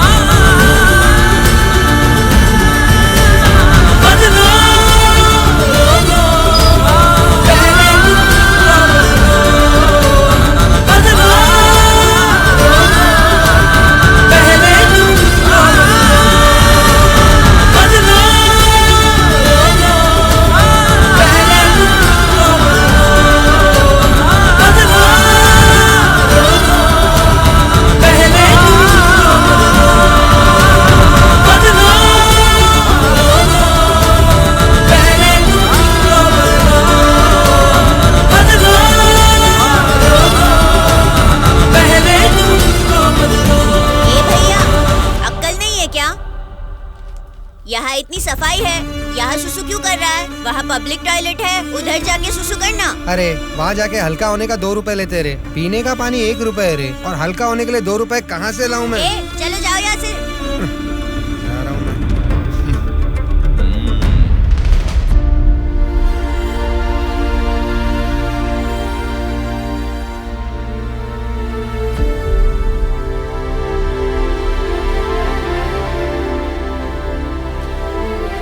बेटा, राष्ट्रीय झंडे को उल्टा नहीं लगाते, गलत बात।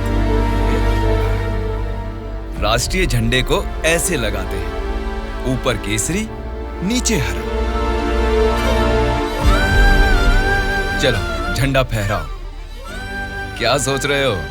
तुम्हारा बोया हुआ बीज ही नहीं, मेरा बोया हुआ बीज भी बढ़ने लगा है, जल्द ही पेड़ बन जाएगा। चलो फहराओ।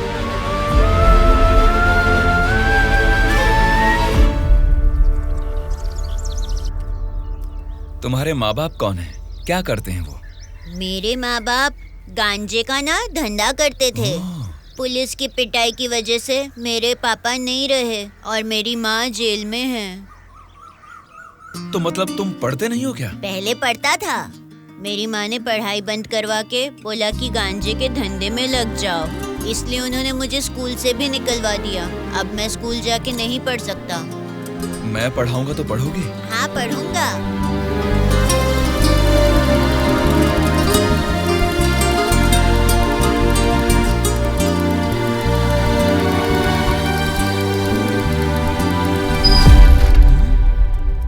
क्या कर रहे हो? स्कूल के बच्चों को दारू बेचना गलत बात है, वो भी इतने छोटे बच्चों को। 18 से कम उम्र वालों को दारू नहीं बेचनी। पता है ना तुम कानून का उल्लंघन कर रहे हो। कौन मैं? कानून की आंखों पर तो पट्टी बंदी है। पट्टी निकालो और अपने पीछे जेब में डाल दो। सिगरेट की दुकान स्कूल के बाजू में हो सकती है, मेरी वाइन शॉप नहीं हो सकती। मैंने कानूनन लाइसेंस लेके ये शॉप यहाँ खोली है। वैसे ही धंधा नहीं होने से हम परेशान हैं और तुम यहाँ आकर उपदेश देकर टाइम और धंधे की वाट लगा रहे हो। पढ़ाई करने वाले बच्चों को ही नहीं, पैसा मिलेगा तो दूध पीने वाले बच्चे को भी दारू बेचूंगा मैं, समझा तू? मेरा धंधा ही धर्म है। एक तो गलत काम कर रहे हो, ऊपर से चिल्ला रहे हो। हाँ चिल्लाऊंगा, क्या कर लेगा तू?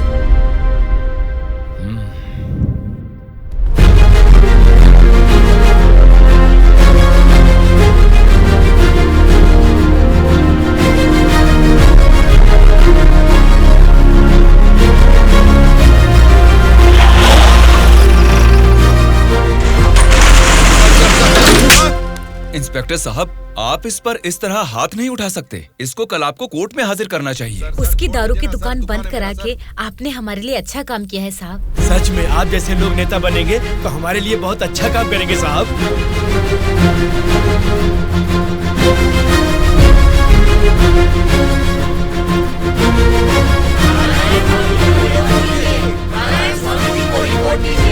उस दिन जनता ने नारायण स्वामी को बहुत अच्छी मेजॉरिटी से जिताया था।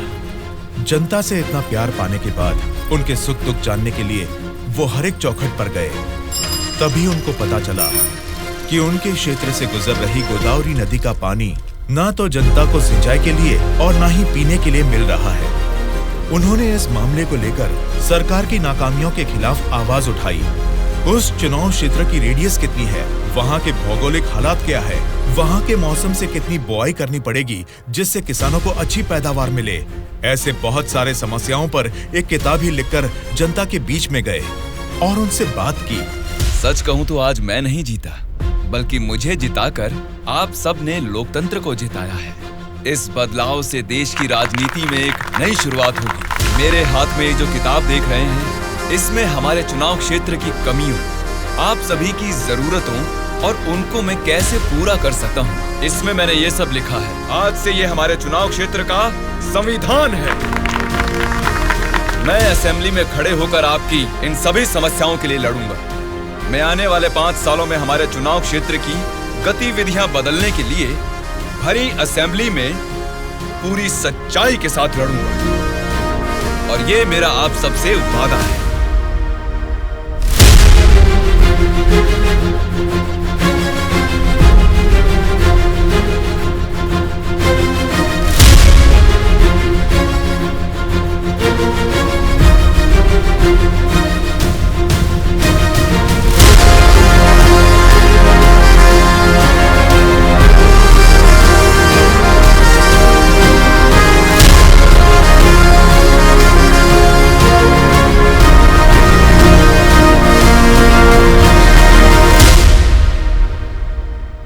स्पीकर महोदय, ये हमारे चुनाव क्षेत्र की समस्याओं की किताब है। अगर मुझे थोड़ा सा समय मिल जाए तो मैं उन सभी समस्याओं से आपको रूबरू कराना चाहूंगा।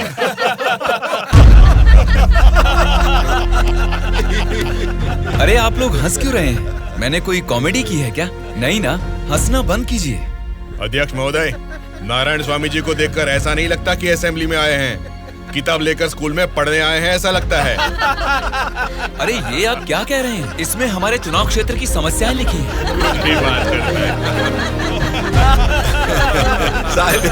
स्पीकर महोदय ने साइलेंस बोला, फिर भी हंस रहे हैं। चुप हो जाइए। ये क्या स्पीकर महोदय, ये तो आपकी भी नहीं सुन रहे। The house is adjourned. Tomorrow at 8 a.m.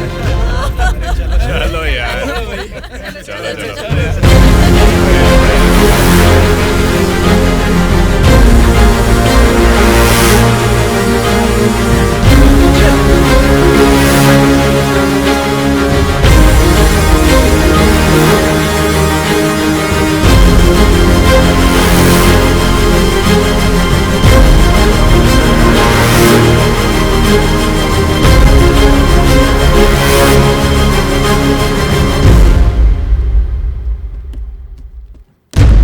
Bhaskar Reddy ji, आज का अधिवेशन आपसे शुरू करते हैं।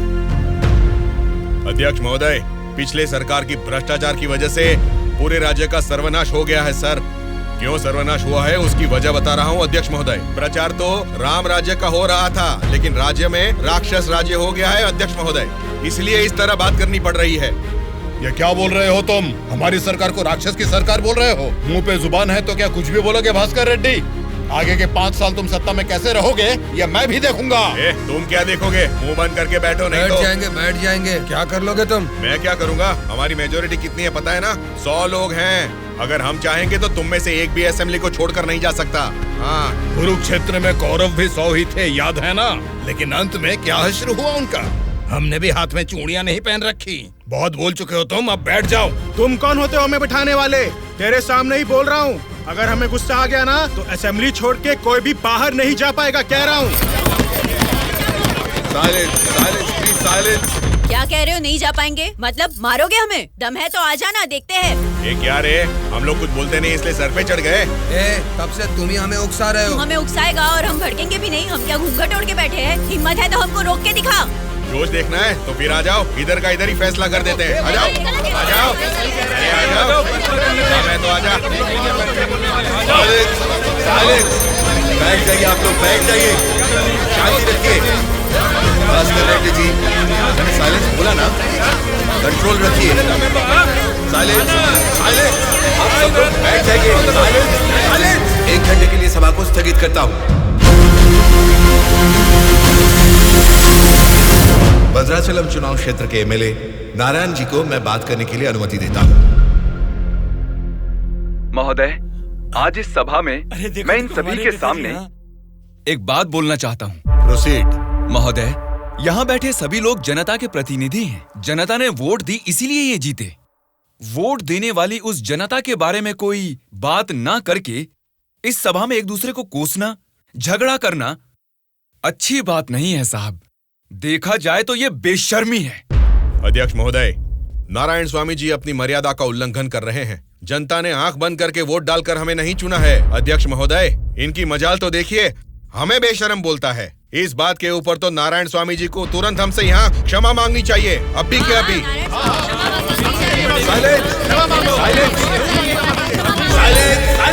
भास्कर रेड्डी जी, अरे मैंने तो लोकतंत्र की बेशर्मी बोला था, आपको बेशरम नहीं बोला।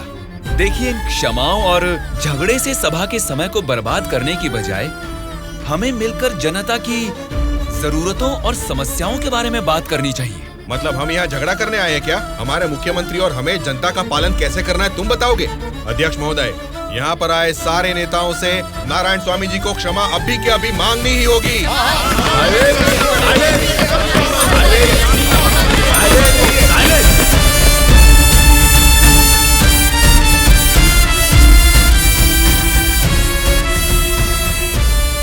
उनके बर्ताव से तुम क्यों दुखी हो रहे हो? सब ठीक हो जाएगा साहब, एक बार फिर आपको बोलने का मौका जरूर मिलेगा साहब। गूंगे को माइक पकड़ा देंगे तो कुछ फायदा थोड़ा ही होगा। जितने भी मौका देंगे होने वाला कुछ नहीं है। सोच समझ के तो बात ही नहीं कर पाता है ये। ए गोलू, क्या बात कर रहा है तू? पागल हो गया क्या? मुंह बंद करके यहाँ से निकल जा, जा। उसकी बातों का बुरा मत मानिएगा साहब। उसने कुछ भी गलत नहीं कहा सुबैया। तुम उसकी बातों में गुस्सा देख रहे हो और मैं उन बातों के पीछे छिपी वजह।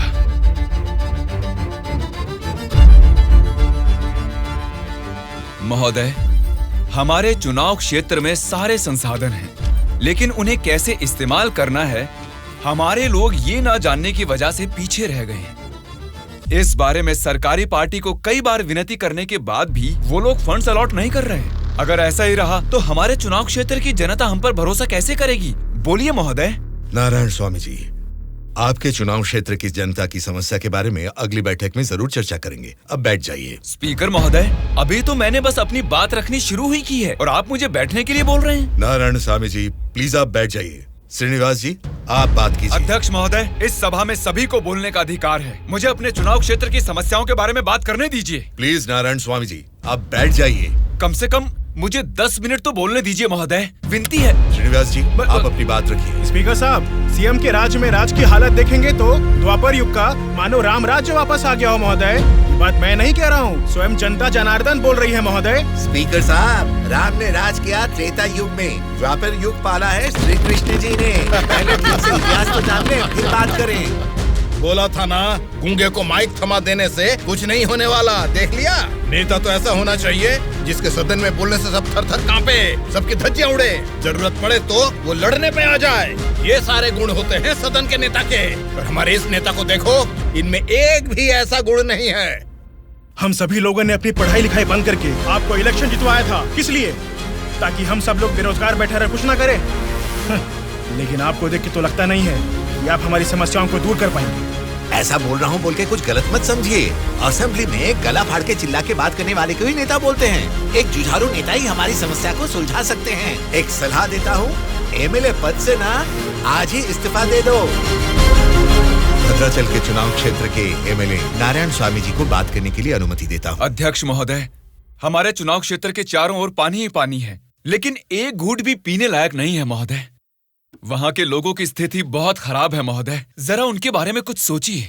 और सिर्फ एक यही समस्या नहीं है साहब, शिक्षा, चिकित्सा, रोड, मैं तो कहता हूँ पूरा क्षेत्र समस्याओं ही समस्याओं से भरा है महोदय। इसीलिए मेरी आपसे विनती है कि अध्यक्ष महोदय, नारायण स्वामी जी के चुनाव क्षेत्र में सिर्फ और सिर्फ जनता को ही सारी समस्याएं हो रही है, लेकिन इनके राज्य में सरकार बनाने वाली पार्टी के गुंडों की वजह से वहाँ की जनता की जान जा रही है। अध्यक्ष महोदय, सत्ता इनके हाथ में है और पैसे बनाना ही इनकी पार्टी का मकसद है।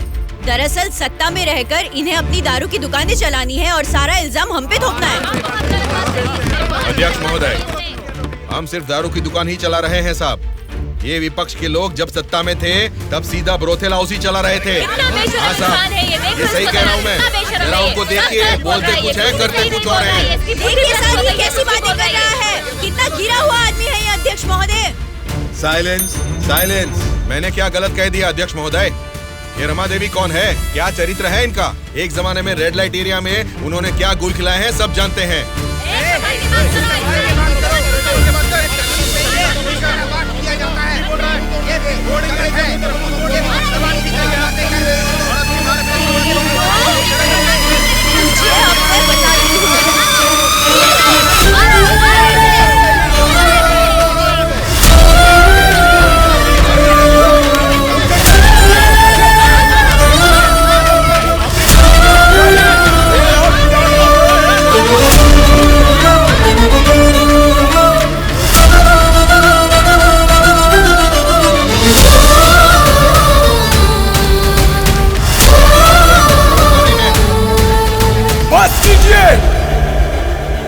अरे ये संसद है या फिर कुरुक्षेत्र है?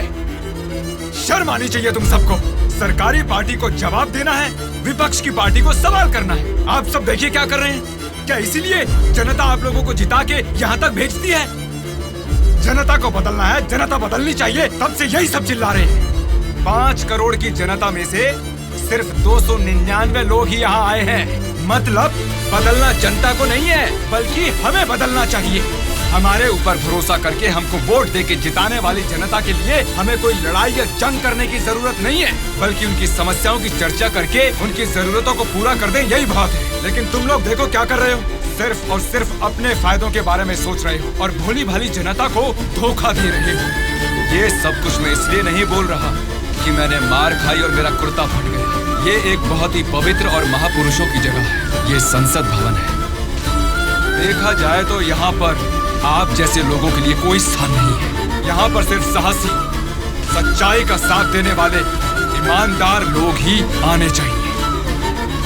जब ऐसे लोग इस संसद भवन में आने शुरू होंगे, सिर्फ और सिर्फ तभी इस राज्य और देश का भला हो सकता है।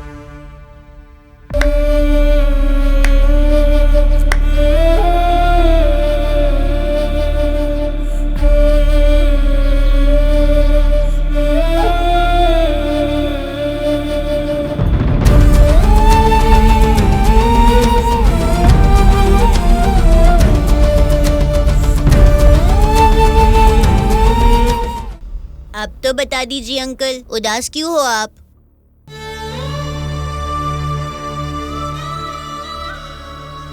मैं हार गया।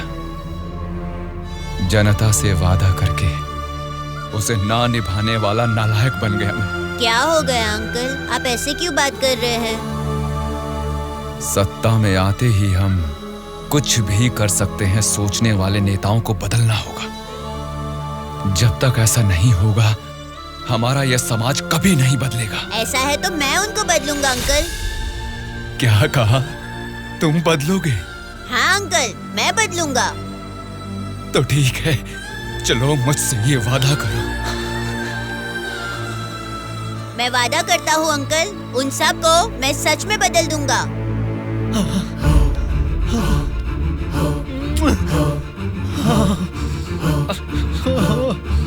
बदलना है, तुमको ही बदलना है, तुम ही बदलोगे।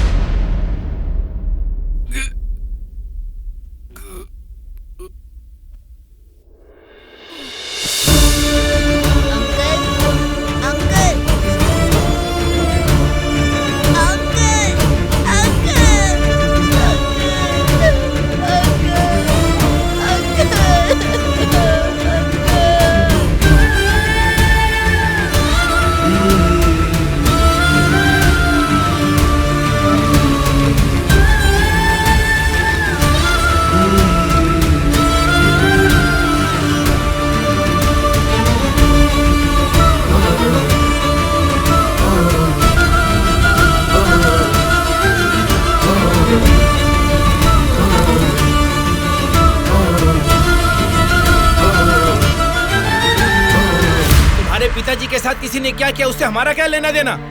हम लोग जनता की सेवा करने वाले हैं, हमें यहाँ बुलाकर तकलीफ देना ठीक बात नहीं है। जनता की सेवा? क्या जनता की सेवा करते हैं आप लोग? एक एक करके बताइए। हर महीने बुजुर्गों को राशन मिल रहा है, और यही नहीं, अपाहिजों को हर महीने पेंशन दिया जा रहा है, बेरोजगारों को बेरोजगारी भत्ता दिया जा रहा है। इतने अच्छे काम कर रहे हैं, ये सब सेवा नहीं है क्या? जनता की सेवा करने का मतलब टाइम पर राशन का चावल और दाल देना है क्या? नहीं ना। 20 साल के लड़के को बेरोजगारी भत्ता क्यों देना? वो मेहनत नहीं करेगा। 2 एकड़ जमीन वाले किसान को राशन क्यों देना? वो फसल उगा नहीं सकता क्या? आप लोगों की मेहनत करने की काबिलियत को मारकर उनकी पैदावार करने की क्षमता को बुरी तरह कुचल रहे हैं। जिस दिन आप लोग जनता को मुफ्त की चीजें देने के बजाय उनको ये बताएंगे कि मेहनत करना ही बेहतर है, उसी दिन आप लोग जनता की सच्ची सेवा कर पाएंगे सर।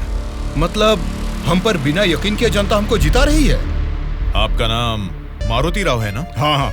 आपका चुनाव क्षेत्र रामापुरम है ना? सही कहा, रामापुरम ही है। आपके रामापुरम के बारे में आप क्या जानते हैं, थोड़ा बताएंगे सर? क्या रखा है रामापुरम में? 4 वार्ड है, 6 सरकारी अस्पताल है और 20 प्राइवेट अस्पताल है। उसके बाद 12 सिनेमा घर और 130 वाइन शॉप है। इसके अलावा अलग अलग क्षेत्र के लोग हैं, अलग अलग जात के लोग हैं और अलग अलग धर्म के लोग हैं। बाकी ओसी कास्ट तो सब कुछ मिला जुला के 1 लाख। इनके अलावा BC SC ST ये सब मिला के 2 लाख वोटर हैं। उतना ही नहीं, फिल्म डायरेक्टर सुकुमार जी और हीरोइन अंजलि जी दोनों यही पैदा हुए थे। कुंडली निकालोगे क्या? Nice information sir. उसी रामापुरम में जहाँ हजारों किसान रहते थे, अब कुछ गिनती के ही क्यों रह गए हैं सर? मुझे नहीं मालूम, किसानों के बारे में हम इतना कुछ नहीं जानते। तुम बोलो, तुम्हें मालूम है तो? रामापुरम की पूरी वोटरों की गिनती है 4,80,000। उनमें पुरुष है 2,50,000, स्त्रियां हैं 2,28,000। बाकी लोग हैं 3rd जेंडर। वहाँ बारिश और पानी की सुविधा ज्यादा होने के कारण धान और गन्ना जैसे फसलों के लिए वो जमीन अनुकूल है। अब हम प्रॉब्लम की बात करेंगे। रामापुरम मेन सेंटर में एक बड़ी डंपिंग यार्ड है और वहाँ के रोड्स के बारे में हम आपको जितना कम बताएं उतना ही अच्छा है। ये सरकारी पार्टी की MLA है, आपकी पूछताछ सही है, लेकिन हम तो विपक्ष के हैं ना, हमें इनके साथ क्यों उठा के लाए? एक विपक्षी पार्टी होने के नाते आपको गवर्नमेंट का सपोर्ट नहीं है, लेकिन आवाज उठाने के लिए असेंबली तो है ना।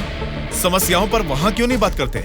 जनता ने वोट देकर आपको असेंबली इसलिए भेजा क्योंकि उनको यकीन था कि उनकी कुछ भलाई होगी, लेकिन पेट्रोल के बढ़ते रेट की आपको परवाह नहीं, बढ़ते ब्याज की आप बात ही नहीं करते। किसानों की आत्महत्या आप लोगों के लिए कोई मुद्दा ही नहीं है। बदलना है, अपने सोचने का ढंग बदलना है, हमारे बर्ताव का तरीका बदलना है। हमें बदलने को बोल रहे हो, ठीक है, जनता की क्या बात है? वो नोट लेके वोट नहीं दे रहे क्या हमें? उनको क्या बोलोगे? पैसे लेकर वोट डालना आखिर जनता को सिखाया किसने? आप जैसे नेताओं ने ही ना। वोट पर नोट की आशा रखने वाले ही नहीं हैं, वोट का इंसाफ चाहने वाले लोग भी हैं। आप क्या करते हैं? ऑटो चलाता हूँ। तो फिर ये पोस्टर क्यों चिपकाया है? नारायण के लिए इतना भी नहीं करेंगे तो अच्छा नहीं लगेगा। ऐसा क्यों? नारायण जी से आपको इतना लगाव किस लिए? वो हमारी तकलीफों को समझता है। वो सत्ता में आएगा तो बहुत लोगों को काम मिलेगा, हमारे गांव की तरक्की होगी। इतना भरोसा है? बिल्कुल भरोसा है। अगर उसने वादा कर दिया तो करके ही दिखाएगा। जब हमारे एमएलए चिनकोटा जी को अरेस्ट किया गया था, मेरे पति ने उनको छुड़ाने के लिए धरने पर पेट्रोल से खुद को जला लिया था। तो चिनकोटा जी ने क्या किया था? वे बोले थे कि सरकार में आते ही बात करके पैसा दिलाएंगे। मिला क्या? उन्होंने जबान दिया था। वादा तो वादा ही होता है ना। आपके दिए गए वादे जनता के सामने सिर्फ कहानियां बनकर रह गई हैं। कम से कम अब तो बदल जाइए। पार्टी बदलने के एजेंडा जैसे नहीं, जनता की तकदीरें बदलने वाले एजेंडा बन जाइए। अगर अब भी आप लोग नहीं सुधरोगे और ऐसा ही करते रहोगे तो यहां से कोई भी जिंदा बाहर नहीं जाएगा।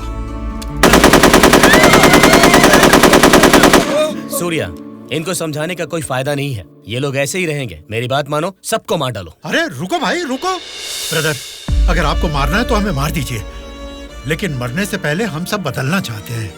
हमको एक चांस तो दीजिए। इतने दिन जनता के पैसे कैसे लूटना है यही सोचते थे। अब एक मौका दे दो हमें। जनता के पैसे को जनता तक लौटाना है यही सोचेंगे। अब उस नारायण स्वामी के सपनों को हम सच करके दिखाएंगे। उसका नाम है सूर्या। ऑलरेडी एक मर्डर केस में वो सजा काट रहा है। सत्ताधारी पार्टी की सपोर्ट से वो जेल से बाहर निकला है। बहुत शातिर है वो। बड़ी होशियारी से वो दोनों पार्टियों के एमएलए को किडनैप करके लेके गया है। उसका प्लान क्या है, उसने क्यों किडनैप किया है, उसके सिवा और किसी को पता नहीं है। समझ गया सर। वो जहाँ भी हैं, सब एमएलए को सेफली लाने की जिम्मेदारी मेरी।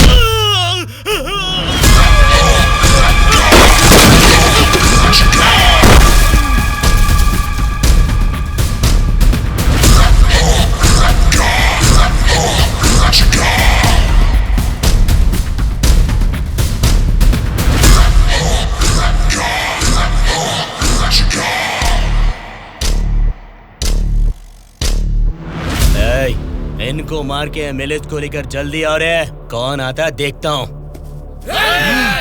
रुक जाओ।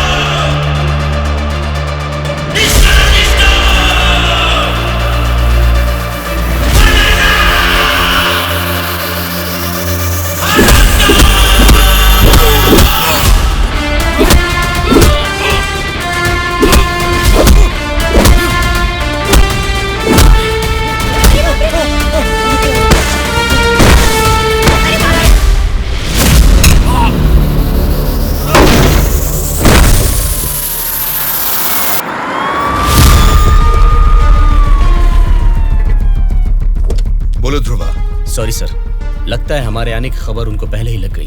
What? हाँ सर, जब तक हम पहुँचे वो सब एमएलए को लेकर यहाँ से चला गया। तो अब क्या होगा?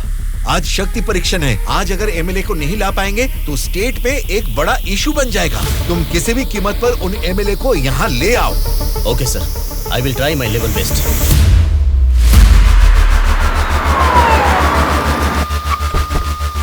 ये लीजिए मैडम फाइल, सबके दस्तखत हैं इसमें। हमारी गवर्नमेंट को सपोर्ट करने वाले एमएलए की list sir. Go ahead. Wish you all the best. Thank you sir. Welcome.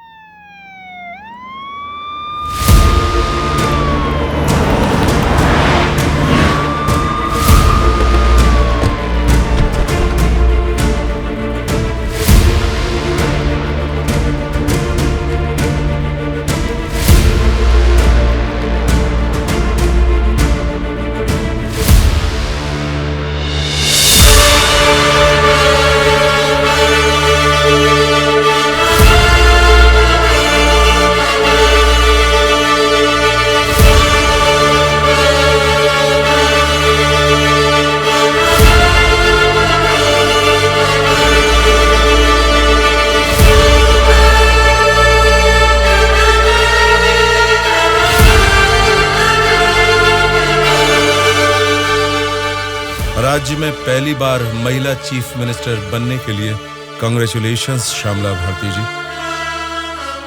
Best wishes. Thank you. एक आदमी के अच्छे काम की वजह से आज हम सभी लोग एक नई सोच के साथ इस असेंबली को देख रहे हैं।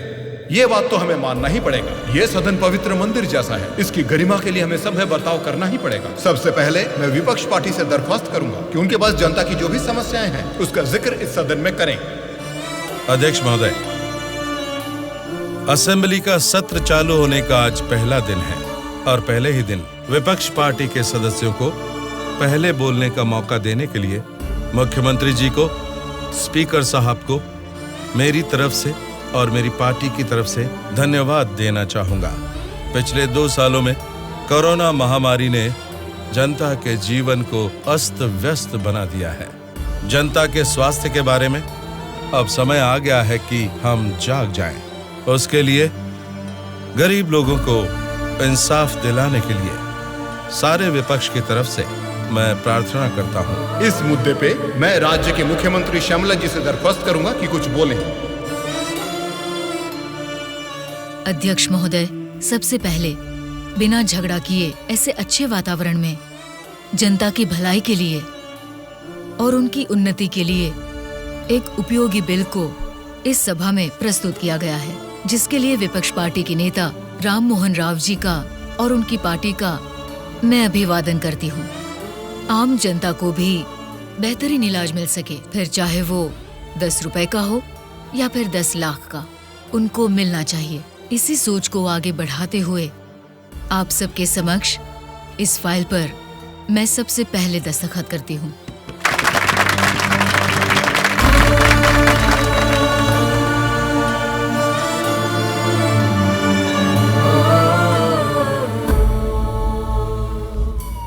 तुमने जो सोचा उसे पा लिया सूर्या। नेक्स्ट टारगेट क्या है? हमारे देश की तरक्की जो कोई भी रोक रहा है वो लोग ही मेरा नेक्स्ट टारगेट।